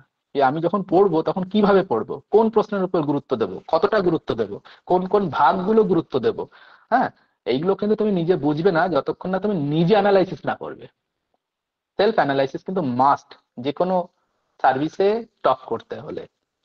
আচ্ছা, সালের প্রশ্ন বিশ্লেষণ করে কোন সালের প্রশ্নগুলি করবে। তোমাদের কাছে সাধারণত হয়তো একটা সালের প্রশ্ন রয়েছে, যেটা অ্যাসিস্ট্যান্ট মাস্টার 2012 বা 12 সালের, হ্যাঁ, ওই ওই সময়ের যে প্রশ্নটা রয়েছে সেই প্রশ্নটা হয়তো রয়েছে। কিন্তু আমি বলবো, যদি তোমাদের কাছে অ্যাসিস্ট্যান্ট প্রফেসরের যে প্রশ্নগুলি রয়েছে, সেম সিলেবাসে পরীক্ষা, তো একদম একই রকম, শুধু লাস্ট বারেরটা চেঞ্জ হয়েছে, কোশ্চেন প্যাটার্নও চেঞ্জ হয়েছে, সিলেবাসও চেঞ্জ হয়েছে। তার আগে পর্যন্ত 2014, 2015, 2018 তিনটে সালের প্রশ্ন রয়েছে যেটা অ্যাসিস্ট্যান্ট প্রফেসর নিয়োগ হয়েছে, কলেজের প্রফেসর নিয়োগ হয়েছে। সেই প্রশ্নগুলিও তোমরা দেখো, সেই প্রশ্নগুলিতে কোন কোন চ্যাপ্টার থেকে কি কি প্রশ্ন এসেছে, সেম সিলেবাস বলেছি, সেম প্রশ্নের ধরন, সেই প্রশ্নগুলো কালেক্ট করো। তোমার কাছে একটা স্টক তৈরি হয়ে যাবে, 300 প্রশ্নের একটা স্টক তৈরি হয়ে যাবে। মানে প্রত্যেকটা চ্যাপ্টার থেকে প্রায় 70-80টা প্রশ্নের স্টক তৈরি হয়ে যাবে, যে এই চ্যাপ্টার থেকে এই 70-80টা প্রশ্ন এসেছে। তুমি ইজিলি বুঝতে পারবে যে কোন জায়গাগুলো আমাকে ভালো করে পড়তে হবে এবং কিভাবে পড়তে হবে।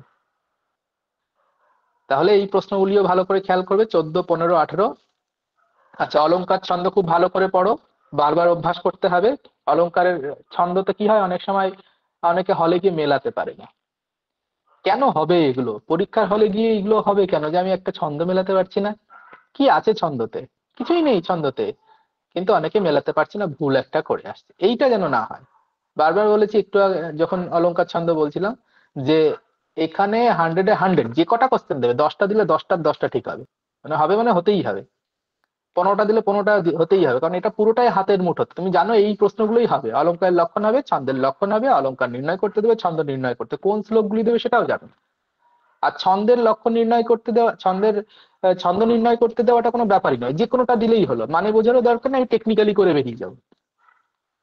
সুতরাং এইখানে 100-এ 100 কারেক্ট করতে হবে, 10টা 15টা যাই হোক, সবার আগে এইগুলোকে করে নিতে হবে। 4 নম্বর পয়েন্ট দেখো, গ্রিন কালার চেঞ্জ করেছি।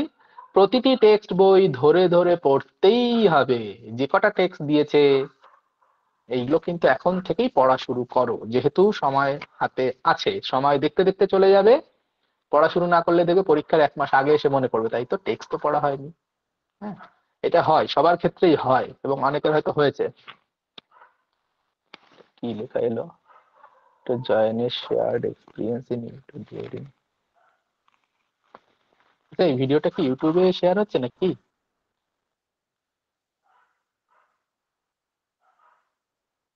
হ্যাঁ স্যার না শেয়ার না হচ্ছে। না না, ঠিক আছে ঠিক আছে ঠিক আছে। ওকে, আচ্ছা দেখো, তারপর রয়েছে যে নিজেকে নোট করতে হবে যখন পড়ছো টেক্সট বইগুলি। একটা খাতা পেন নিয়ে বসবে, শুধু পড়লাম রিডিং পড়ে বেরিয়ে গেলাম তা নয়।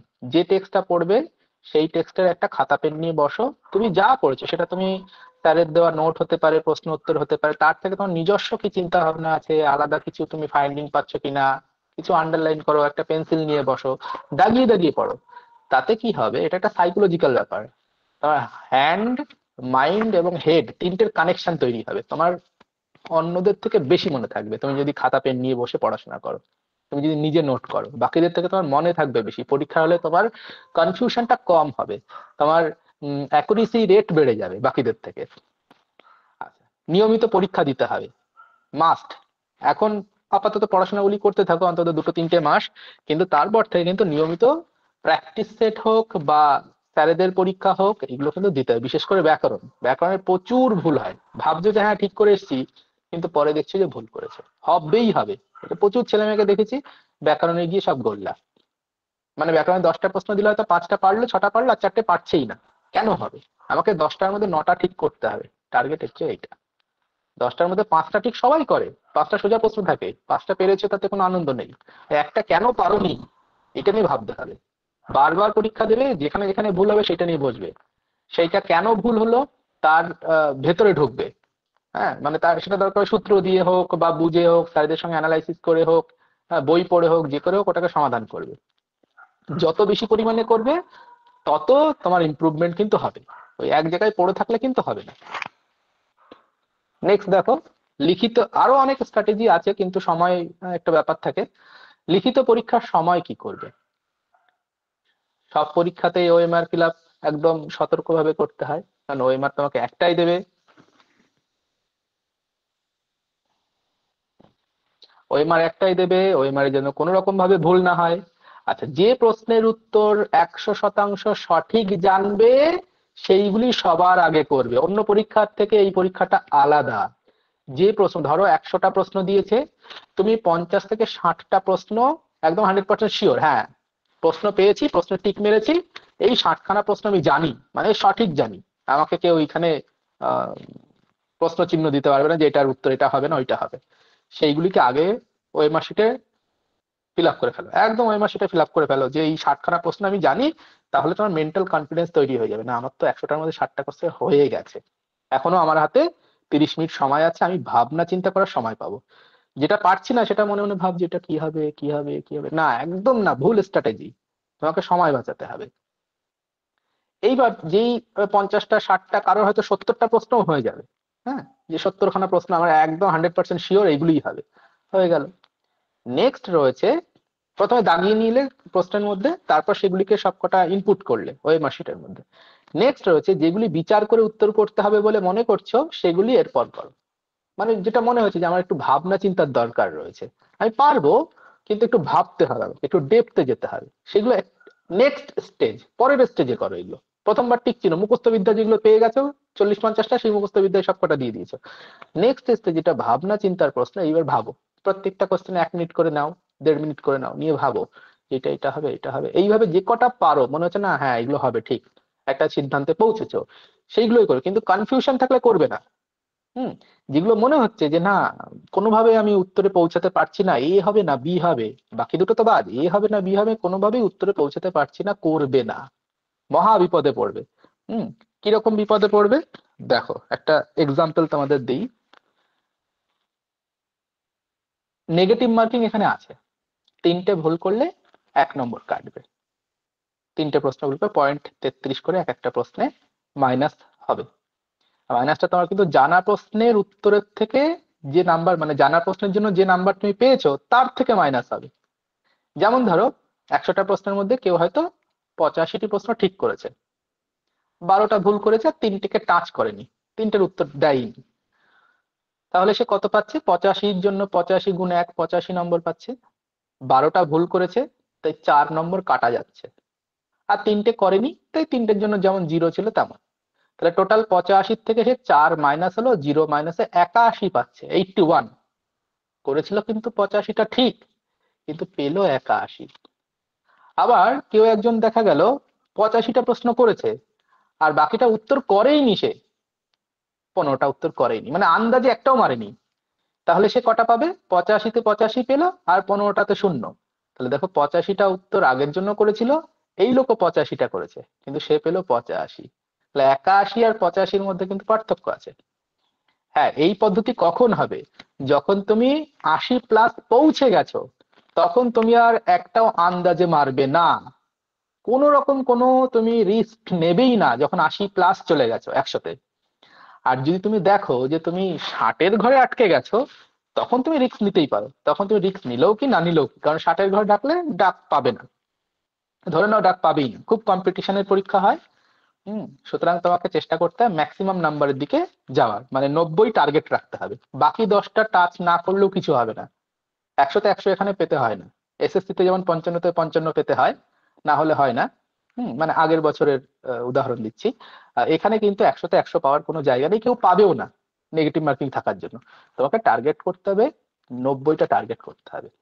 90টাও যদি তুমি টার্গেট করো, প্লাস মাইনাস খেয়েও যদি তুমি সেখানে 80-র ঘরে থাকতে পারো, জানবে তুমি ইন্টারভিউতে ডাক পাবে। 80-র ঘরেও এবার প্রশ্নের ধরন কেমন হয়? প্রশ্ন যদি খুব কঠিন হয় তাহলে কাট অফ নেমে যাবে, বা সিট যদি কম থাকে তাহলেও অল্প সংখ্যক ছেলে মেয়েকে ডাকবে। সিট কটা থাকবে, প্রশ্নের ধরন কেমন হবে, হ্যাঁ, এই বা কত ইন্টারভিউতে ডাকবে, এইসবের উপর নির্ভর করে যে তুমি কতগুলো ঠিক করলে তোমার ডাকটা আসতে পারে। এটা একটা স্ক্রিনিং টেস্ট, বাদ দেওয়ার পরীক্ষা।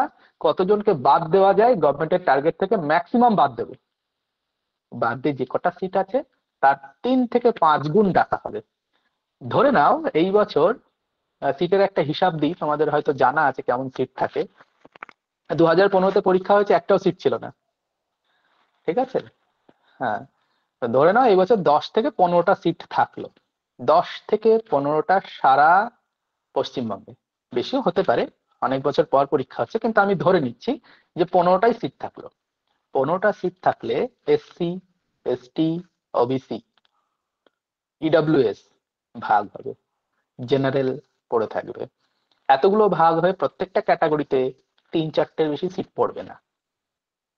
এই 3-4টে সিটের মধ্যেই কিন্তু লড়াইটা করতে হবে, কারণ তোমার একটা সিট চাই, তোমার তো সবকটা সিট চাই না, তাই না? একটাই মাত্র সিট চাই তোমার। একটা সিট থাকলেও সেই পরীক্ষায় বসতে হবে, একটা সিটের জন্যই লড়াই করতে হবে। এখানে কেউ কারো আপন নয়, কেউ কারোর পরও নয়, নিজের সিট নিজেকে দখল করতে হবে। তো যাই হোক, এই হচ্ছে মোটামুটি একটা আলোচনা। হুম আর লিখিত পরীক্ষার পরেরও কিছু কর্তব্য রয়েছে। লিখিত পরীক্ষা হয়ে গেলে যদি তুমি দেখো তোমার প্রশ্নের উত্তর মোটামুটি 80+ হয়েছে, 80-85 হয়েছে, এবং প্রশ্ন মোটামুটি কঠিন হয়েছে, স্ট্যান্ডার্ড কোশ্চেন হয়েছে।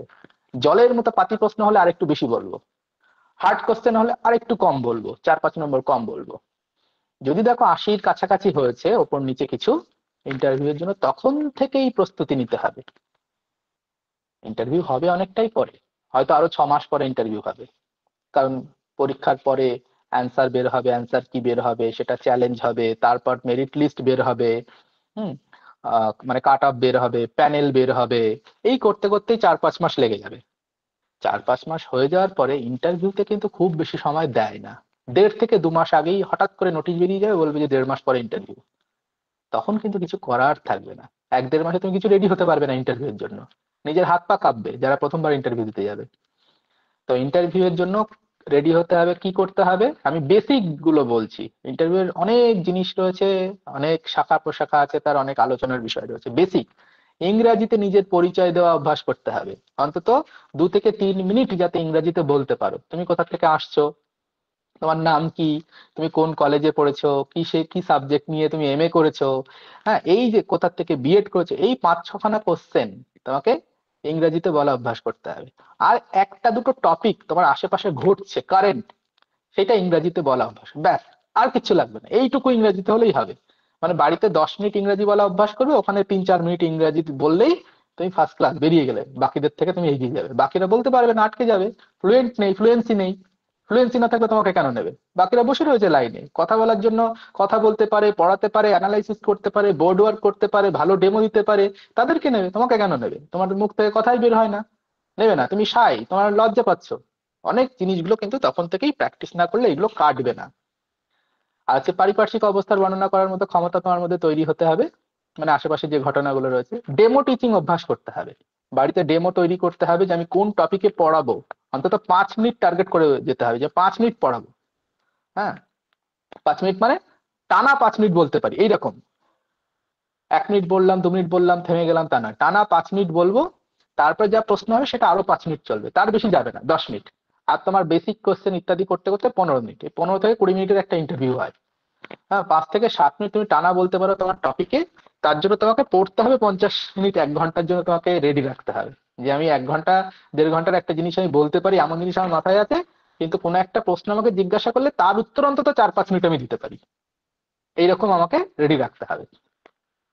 আচ্ছা, তারপর কি রয়েছে, নিজের মাস্টার্স এর স্পেশাল পেপার বিষয়ে স্পষ্ট ধারণা থাকতে হবে। মাস্টার্স এ যে যে পেপার গুলো পড়েছো, সেখানে কি তোমার স্পেশাল পেপার ছিল, তার মধ্যে কোন কোন বই ছিল, তার থেকে দুটো একটা প্রশ্ন কিন্তু জিজ্ঞাসা করলেও করতে পারে। তোমাকে অপশন দেবে যে তুমি স্পেশাল পেপারে কি পড়েছো। স্যার আমি এই বইটা পড়েছি। আচ্ছা ঠিক আছে, তাহলে এইটা বলো তো। হ্যাঁ, একদম বেসিক, ওপর ওপর, কিন্তু তোমাকে ওই মুহূর্তে ওইটা কিন্তু তোমাকে বলতে হবে। বলতে পারলে তুমি বেরিয়ে গেলে। স্কুলের সিলেবাস সম্পর্কে স্পষ্ট ধারণা থাকতে হবে। মানে এই মুহূর্তে স্কুলে 11-12-এ কি সিলেবাস চলছে, 7-8 এর বইতে কি কি আছে, একবার দেখে যেতে হবে। 7-8-এ স্যার, 7-8-এ তো বিভিন্ন স্কুলে বিভিন্ন জিনিস থাকে। কোথাও হয়তো সুভাষিত শ্লোক রয়েছে, কোথাও চাণক্য শ্লোক রয়েছে, কখন যে কি প্রশ্ন ধরে কেউ জানে না। কারোর হয়তো এখান থেকে, আচ্ছা ঠিক আছে, একটা চাণক্য শ্লোক বলো তো। তুমি তো স্কুলে পড়াতে 11-12-এ যাবে, তোমাকে 7-8-এর ক্লাসেও তো নিতে হবে। তুমি চাণক্য শ্লোক পড়েছো কখনো, জানো কিছু? তা তুমি বলে স্যার পড়েছি, আমার তো এই মুহূর্তে মনে পড়ছে না, মাইনাস। তুমি যদি ওই মুহূর্তে ওটা বলতে পারো, ভাবে বাবা ও তো এটাও জানে, ছোট জিনিস কিন্তু। হ্যাঁ, কিন্তু কোনো প্রশ্নের নেগেটিভ যেন না হয়, প্রত্যেকটা প্রশ্নের যেন পজিটিভ সেন্স। হ্যাঁ, তুমি না বলতেই পারো যে আমি জানি না, সেটা আলাদাভাবে বলা যায়, সেটারও একটা থিওরি আছে। কিন্তু চেষ্টা করতে আগে থেকে তৈরি হয়ে যাওয়ার, যাতে আমি বলতে পারি। না বলতে পারির জন্য তৈরি হওয়ার দরকার হয় না, ওইটা ওই মুহূর্তেই হয়ে যায়। হুম, 1 সেকেন্ড। আচ্ছা, আর কি রয়েছে, স্কুলের সিলেবাস, স্কুলের পরিবেশ। হ্যাঁ, স্কুলের সিলেবাস, পরিবেশটা সিলেবাস হয়ে গেছে। স্কুলের পরিবেশ আর প্রশাসনিক গঠন সম্পর্কে ধারণা থাকতে হবে। স্কুলের প্রশাসনিক গঠন মানে স্কুলের ওপরে কে রয়েছে, এসআই রয়েছে বা ডিআই রয়েছে, কিভাবে স্টেপ গুলো কি কি রয়েছে, সেগুলো তোমাকে জানতে হবে। তুমি কোন পিএসসির আন্ডারে পরীক্ষা দিচ্ছ, পিএসসির ফুল ফর্ম কি। হুম, আমাকে একবার যে পিএসসির বাংলা মানে কি, বুঝতে পারছি, ইন্টারভিউতে জিজ্ঞাসা করছে পিএসসির বাংলা মানে কি, মাথা খারাপ হয়ে যাবে। পিএসসির বাংলা মানে, তাই তো পিএসসির পরীক্ষা দিচ্ছি, পিএসসির বাংলা মানে জানি না? কি ভাবো, কত সহজ প্রশ্ন, কিন্তু কেউ পারবে না। বাড়িতে খুঁজবে পিএসসির বাংলা মানে কি, এটা কিন্তু ইন্টারভিউতে আমাকে জিজ্ঞাসা করেছিল। হুম, তো এইভাবে তোমাকে খুঁজতে হবে যে আহ কোন ছোট ছোট জিনিসগুলো সকলে অ্যাভয়েড করে যাচ্ছে, যেগুলো জিজ্ঞাসা করলেও করতে পারে। আচ্ছা, বারবার মক ইন্টারভিউ দিতে হবে। উইদাউট প্র্যাকটিস ইন্টারভিউতে তুমি সফল হতে পারবে না, গ্যারান্টি। ইন্টারভিউ এমন একটা জিনিস, তোমাকে বারবার সামনে বসতে হবে, টিচারদের সামনে, বন্ধু বান্ধবদের সামনে, নিজের সহপাঠীদের সামনে বসতে হবে, বসে ইন্টারভিউ দিতে হবে। স্যাররা প্র্যাকটিস করিয়ে দিলেন হয়তো সপ্তাহে 2-3টে, তোমাকে বাড়িতে বন্ধু বান্ধব 4টে বসাতে হবে, বসে বলতে হবে জিজ্ঞাসা কর প্রশ্ন, যেখান থেকে পারি জিজ্ঞাসা কর। চ্যাপ্টার বলে দেবে, এই চ্যাপ্টার আজকে পরীক্ষা, জিজ্ঞাসা কর, আমি বলবো, যা পারো তাই বলবে। এই বলা অভ্যাস করতে হবে। বলা অভ্যাস না করলে কিন্তু ইন্টারভিউতে মুখ থেকে কথা বের হবে না।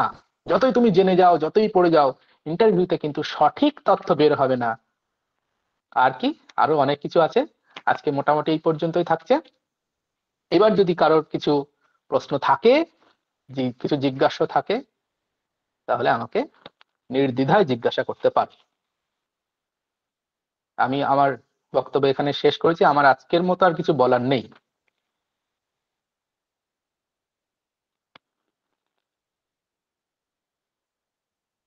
কারো যদি অন্য কিছু জানার থাকে, এর বাইরে কিছু জানার থাকে পিএসসি সম্পর্কে, সেটাও জিজ্ঞাসা করতে পারো যে পিএসসি কি, কেমন, কিভাবে হয়, কোথায় হ্যাঁ রিক্রুট স্যার, হয়। পিএসসি সম্পর্কে একটু বলুন না, একটা স্বচ্ছ ধারণা। পিএসসি কত কাট অফ উঠেছিল? হ্যাঁ হ্যাঁ, কাট অফ টা তোমাকে স্পষ্ট দেখো। পিএসসি তো তুমি প্রথমে সিলেবাস দেখতে পাচ্ছ, সিলেবাসের গঠন দেখলে, প্রশ্ন কেমন আসে, সংস্কৃত দেখলে। পিএসসি হচ্ছে গভর্নমেন্ট স্কুল যেগুলি আছে, গভর্নমেন্ট স্কুলে রিক্রুটমেন্টটা হয়। যেমন আশেপাশে দেখবে যে নন গভর্নমেন্ট এডেড স্কুল আর গভর্নমেন্ট এডেড স্কুল দু রকম টার্ম হয়। তুমি যে সকল স্কুলগুলি আশেপাশে দেখবে রয়েছে, আমরা বলি যেগুলোকে বেসরকারি, হ্যাঁ পূর্ণ হ্যাঁ স্যার। বেসরকারি, সেগুলো আলাদা। যেমন জিডি গোয়েঙ্কা রয়েছে বা আরো অন্যান্য রয়েছে, এগুলো পূর্ণ বেসরকারি। আধা সরকারি আধা বেসরকারি স্কুল ম্যাক্সিমাম রয়েছে। আর হচ্ছে পূর্ণ সরকারি স্কুল, গভর্নমেন্ট এডেড স্কুল, সেই স্কুলগুলি একটা দুটো করে প্রত্যেকটা জেলায় দেখবে দুটো তিনটে করে আছে। যেমন আমি বারাসাতের এদিকে থাকি, আমি বারাসাতে একটা স্কুল হয়তো এরকম আছে গভর্নমেন্ট স্কুল। স্যার, বা বর্ধমান হয়তো ডিস্ট্রিক্টে কি আছে? বর্ধমান ডিস্ট্রিক্ট আমি বলতে পারবো না। যেমন বালিগঞ্জে একটি স্কুল রয়েছে, বালিগঞ্জ গভর্নমেন্ট স্কুল আছে। হ্যাঁ, তারপরে তোমার ধরো কলকাতাতে ডেভিড হেয়ার স্কুল একটা আছে, এটা গভর্নমেন্ট স্কুল। যেমন ক্যালকাটা ইউনিভার্সিটির পাশে ডেভিড হেয়ার স্কুল রয়েছে, এটা হচ্ছে গভর্নমেন্ট স্কুল। হ্যাঁ, এইরকম যে গভর্নমেন্ট স্কুলগুলি রয়েছে সেইখানে তোমার রিক্রুটমেন্ট এখানে হবে। সুতরাং গভর্নমেন্ট স্কুলগুলিতে রিক্রুটমেন্ট হবে, এবং এই চাকরি কিন্তু ট্রান্সফারেবল জব। আচ্ছা। তোমাকে কিন্তু, হ্যাঁ তোমাকে কিন্তু 5-7 বছর পর পর কিন্তু ট্রান্সফার করলেও করতে পারে, নাও করতে পারে। 8-10 বছর, 12 বছর, 15 বছর অনেকে থাকে।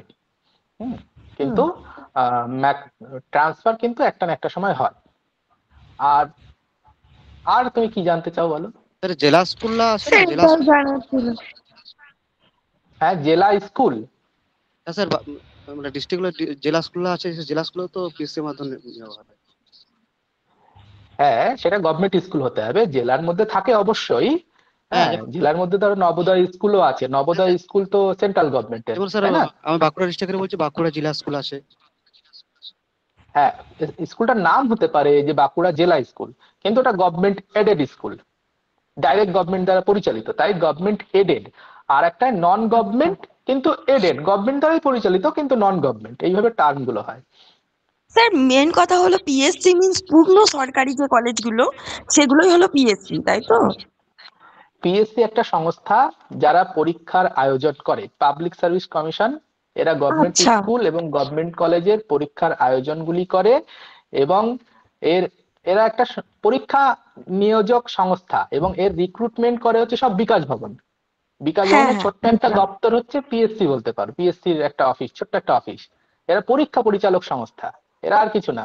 কিন্তু সমস্ত কাগজপত্র বিকাশ ভবন থেকে আসবে, বিকাশ ভবন থেকে তোমার রেডি হয়ে আসবে, তোমার দায়বদ্ধতা সমস্ত কিছু বিকাশ ভবনের কাছে। আর জেলার যে নন গভর্নমেন্ট স্কুল যেগুলো রয়েছে, নন গভর্নমেন্ট এডেড স্কুল যেগুলো রয়েছে, আধা সরকারি আধা বেসরকারি যেগুলো, সেখানে তোমার দায়বদ্ধতা থাকবে এসআই এর কাছে। জেলার যে এসআই অফিস রয়েছে সেই এসআই অফিসের কাছে তোমার দায়বদ্ধতা থাকবে, তাদের সঙ্গে বেশি যোগাযোগ করে। ওখানেও এসআই থাকবে, কিন্তু এসআই এর থেকে বেশি বিকাশ ভবনের সঙ্গে বেশি যোগাযোগ রাখতে হয়। আচ্ছা, বুঝলাম স্যার, থ্যাংক ইউ। হ্যাঁ, মোস্ট ওয়েলকাম। এখানে আগের এক্সামের কাট অফ গুলো বললেন না, একটু বলুন না। আগামী গত এক্সাম, হ্যাঁ, কাট অফ কোনো পরীক্ষারই রিলিজ হয় না, মানে হয়নি, হয় না বলা ভুল, হয়নি। পিএসসির কোনো পরীক্ষাতেই কাট অফ রিলিজ হয়নি। এবং ধরো অ্যাসিস্ট্যান্ট প্রফেসর যেটা, সেখানেও কাট অফ রিলিজ হয়নি। তাহলে তুমি কোথাও কাট অফ বলতে হবে। তবে হ্যাঁ, আমার অভিজ্ঞতা থেকে আমি বললাম, তোমাকে 100-র মধ্যে 80-র কাছাকাছি পেতে হবে। হ্যাঁ, ওটা আমার অভিজ্ঞতা থেকে বলেছি। অন্যান্য পরীক্ষায় দেখা হলো 90, 95, 99 পেতে হবে, কিন্তু এখানে সেরকম নয়। এখানে কিন্তু তোমাকে 80-র কাছাকাছি পেলে তুমি জানবে নেক্সট স্টেজে তুমি ডাকটা পাবে। যেহেতু কাট অফ দেয় না, ফলে আমার কাছে কিন্তু এক্সাক্ট ডেটা আমার কাছে নেই, ফলে আমি বলতে পারবো না যে তোমাকে 80 পেতে হবে বা। আর সেটা প্রত্যেকবার চেঞ্জও হয়, নেটে যেমন প্রত্যেকবার চেঞ্জ হয়, কম বেশি কম বেশি হবেই। এখানেও অ্যাপ্রক্স তুমি ধরে রাখো 75 থেকে 85। আমি জেনারেলের কথা বলছি, 75 থেকে 85 তোমাকে কিন্তু থাকতে হবে। এবার দেখা গেলো স্যার, আর সিটই আছে ওবিসি? দুটো।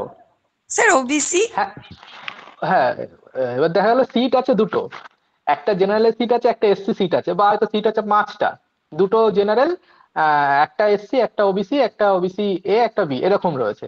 তাহলে একটার জন্য কাট অফ কত হবে? 2-3% কমবে, তার বেশি কমবে না। ঠিক আছে, আচ্ছা যদি 80-85 যদি জেনারেলে হয়, ওখানে ধরে রাখবে 82-81 হবে, তার বেশি কমবে না, 3-4টে প্রশ্নের বেশি কমবে না। খুব কম্পিটিশন হয়। কম্পিটিশনের থেকে বড় কথা এখানে সিট কম তো। অল ওয়েস্ট বেঙ্গলে যদি 200-250 সিট থাকে, সেখানে কাট অফটা অনেকটা নেমে যায়, যেহেতু আরো তার 3 গুণ 4 গুণ ছাত্রছাত্রীকে ইন্টারভিউতে ডাকতে হয়। তাই 200 জন হলে আমার মোটামুটি 600 জনকে ডাকতেই হবে। তো এখানে তো যদি সিট হয় 15টা, ডাকবে কতজনকে? বড় যে 3-15 45 থেকে 60 জনের বেশি ডাকবেই না। 4 থেকে 5 গুণের বেশি ডাকবেই না, মানে একজনের জন্য 4 জন বা 5 জন, তার বেশি ডাকবে না। তো সেই অনুসারে স্যার যদি ডাকে, কাট অফ একাডেমিকে কত কোনো হবে? নাম্বার কাট অফ থাকে বেশি স্যার? নামবে না। বলছি স্যার হ্যাঁ, একাডেমিকে কোনো নাম্বার একাডেমিকের থাকে? নাম্বার থাকে। একাডেমিকের নাম্বার অবশ্যই থাকে, একাডেমিকের নাম্বার যুক্ত হয়, কিন্তু সেগুলো কোথাও রিলিজ হয় না, কোথাও বলে না একাডেমিকের নাম্বার কথা, কিন্তু ইন্টারনালি একাডেমিকের নাম্বার যুক্ত হয়। ইন্টারভিউ এখানে খুব গুরুত্বপূর্ণ, সব থেকে গুরুত্বপূর্ণ হচ্ছে পরীক্ষা পাশ করার পর একাডেমিক ভুলে যাও। একাডেমিক যা হয়ে গেছে চেঞ্জ করতে পারবে না, তোমার হাতে নেই, কারোর হাতে নেই, একাডেমিক যা হয়ে গেছে হয়ে গেছে। এখানে সব থেকে গুরুত্বপূর্ণ হচ্ছে ইন্টারভিউ। ইন্টারভিউতে যে ক্র্যাক করবে সেই বেরোবে, যারা একাডেমিক কম হলেও সে বেরিয়ে যাবে। এইটা মাথায় রাখবে। মানে পরীক্ষায় ধরো যারা পাশ করলো, 60-70 জন যারা পাশ করেছে, তাদের মধ্যে একাডেমিক কম হলেও কেউ যদি ইন্টারভিউতে 100% দিতে পারে বা বেস্ট অফ বেস্ট দিতে পারে, সে কিন্তু বেরিয়ে যাবে। এনিথিং আর? স্যার, আমার একটি অলংকার থেকে কোশ্চেন ছিল, সেটা হচ্ছে অনুপ্রাস, শ্লেষ, উপমা, রূপক, এগুলোর যে ভেদগুলো আছে, ওই যে ভেদগুলোর কি লক্ষণগুলো মুখস্থ করতে হবে এবং উদাহরণগুলো মুখস্থ করতে হবে? হুম, ভেদের লক্ষণ কিন্তু দেয়নি। হুম, আচ্ছা স্যার। প্রধান যে লক্ষণ রয়েছে সেটাই দিয়েছে। উদাহরণ কিন্তু আসতে পারে।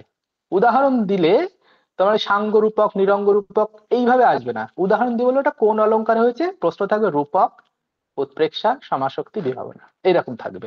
সেখানে আর চাইবে না সাঙ্গ না নিরঙ্গ না কি, এই বিভাগটা আর চাইছে না, মানে অতটা ডেপথে অলংকারে যাচ্ছে না। ঠিক আছে। আচ্ছা স্যার। হুম, স্যার আমার একটা ব্যাকরণগত প্রশ্ন ছিল স্যার। ওই মানে আমাদের যেমন নেটে আর কি লঘু সিদ্ধান্ত কৌমুদী অনুসারে বা সিদ্ধান্ত কৌমুদী অনুসারে সন্ধি প্রকরণ বা এই প্রকরণগুলো এরম কি আমাদের পিএসসি সিলেবাসে কোনো প্রেসক্রাইব করা যে এই গ্রন্থ ধরে পড়তে হবে? না, এরকম কিছু লেখা নেই। তবে তুমি সিদ্ধান্ত কৌমুদী ধরে পড়বে, লঘু সিদ্ধান্ত কৌমুদী নয়, সিদ্ধান্ত কৌমুদী ধরেই পড়বে। এখানে কোথাও রেস্ট্রিকশন আচ্ছা করে স্যার। দেয়নি। লঘু সিদ্ধান্ত কৌমুদী যেমন রেস্ট্রিকশন করে দেয়, সব সূত্র পড়তে হয় হ্যাঁ না, হ্যাঁ। অল্প কিছু পড়তে হয়, তুমি সিদ্ধান্ত কৌমুদী টার্গেট করে পড়বে। আচ্ছা স্যার, ঠিক আছে স্যার, ঠিক আছে। হুম। বেশ, থ্যাংক ইউ প্রসেনজিৎ বাবু। লিখিত পরীক্ষা থেকে শুরু করে একেবারে ইন্টারভিউ লেভেল, প্রত্যেকটা জায়গা, প্রত্যেকটা মুহূর্ত আপনি কিন্তু একেবারে স্বচ্ছভাবে ছাত্রছাত্রীদের সাথে তুলে ধরেছেন। তোমরা যারা এখনো যুক্ত আছো, আশা করছি পিএসসি বিষয়ে আজকের এই প্রসেনজিৎ বাবুর ক্লাসের পর তোমাদের পিএসসি বিষয়ে আর কোনো ডাউট, কোনো প্রশ্ন থাকবে না। এবার কিন্তু তিনি যেভাবে পথ দেখালেন, তিনি যেভাবে পড়াশুনো করতে বললেন, এবার কিন্তু টার্গেট হচ্ছে সেইভাবে আমাদের প্রিপারেশনটা নেওয়া, তাই না? বিদ্যাচর্চা পরিবারে প্রসেনজিৎ বাবু আজকে প্রথমবারের মতো ক্লাস নিয়েছেন। ক্লাস কেমন লেগেছে তোমাদের? স্যার দারুণ লেগেছে। স্যারের স্পিকিং পাওয়ার এন্ড বোঝানোর ক্ষমতা মানে রিয়েলি দারুণ। কোনো কিছু ইয়ে থাকে না, মানে না বোঝার মতো কিছু নেই। দারুণ সুন্দর। উনি পিএসসি তে র্যাঙ্ক 1 করেছিলেন। স্যার উনি কি প্রফেসর? হ্যাঁ হ্যাঁ হ্যাঁ হ্যাঁ। আচ্ছা। পিএসসি যে অ্যাসিস্ট্যান্ট প্রফেসর, সেখানে তিনি কিন্তু 1 র্যাঙ্ক করেছিলেন। যাই হোক, সেই স্মৃতি আমাদের মনে আছে প্রসেনজিৎ বাবুর সাথে, তাই না? যখন রেজাল্ট বেরিয়েছে তখন আমি আর নিমাই কিন্তু একসঙ্গেই ছিলাম। হ্যাঁ, আচ্ছা। একসঙ্গে আমরা দুজনে ছিলাম। তখন এই বৈষ্ণোদেবী মন্দির থেকে ফিরছি দুজনে, সেই সময় রেজাল্ট বেরিয়েছিল। খুব সুন্দর অভিজ্ঞতা সেই সময়কার। আপনাদেরকে দেখে না এখন মনে হয় যে আমি হায়ার স্টাডিজে যাইনি কেন, স্কুল নিয়ে কেন পড়েছি এতদিন। মানে আমার খুব ইচ্ছা ছিল স্কুলে চাকরি করব, কলেজে যাওয়ার ইচ্ছাটা সেভাবে ছিল না। বাট আপনাদেরকে দেখে মনে হচ্ছে কেন আমি মানে হায়ার স্টাডিজের কথা ভাবিনি, এখন ভাবতে ইচ্ছা করছে। আমার মনে পড়ে প্রসেনজিৎ বাবু, যখন রেজাল্ট পিএসসি আপনাদের বেরোলো, তখন যতদূর সম্ভব মনে পড়ছে আমরা ঝা বাবুর ক্লাস করছিলাম পাশাপাশি বসে। আপনি আমার রাইট সাইডে বসেছিলেন, জাস্ট প্রথম নিউজটা পেলাম এবং তারপরে আমরা জানতে পারলাম। তারপর তো কোথা থেকে আমরা মনে হয়, হ্যাঁ, জম্মু থেকে আমরা বাসে করে সারা রাত্রি বাসে জার্নি করলাম। মানে যেদিন ওনার রেজাল্ট বেরিয়েছে সেদিন আমরা দুজনে একসাথে প্রায় 8-10 ঘন্টা হবে মনে হয়। 8 থেকে 10 ঘন্টা আমরা ট্রেনের রিজার্ভেশন পাইনি, মানে জম্মুতে আমরা ট্রেনের রিজার্ভেশন পাইনি, তখন আমরা বাসে করে জার্নি করলাম, বাসের টিকিট নিলাম, একসাথে ছিলাম। যাই হোক, সেই সব স্মৃতি ওনার সাথে অনেক কিছুই আছে। অনেক অনেক ধন্যবাদ প্রসেনজিৎ বাবু আপনাকে ছাত্রছাত্রীদেরকে একদম স্বচ্ছভাবে একটা ধারণা দেওয়ার জন্য। Thank you sir.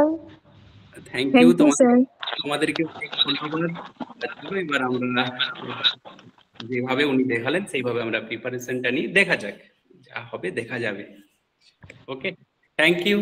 ঠিক আছে, সকলকে শুভরাত্রি, সকলের আগামী দিনগুলো ভালো হোক, ভালো কাটুক, হ্যাঁ, সাকসেস পাও শুভরাত্রি। সকলে, সেই আশা রাখি। সকলে ভালো থাকো। Thank you sir, thank you. শুভরাত্রি। হ্যাঁ।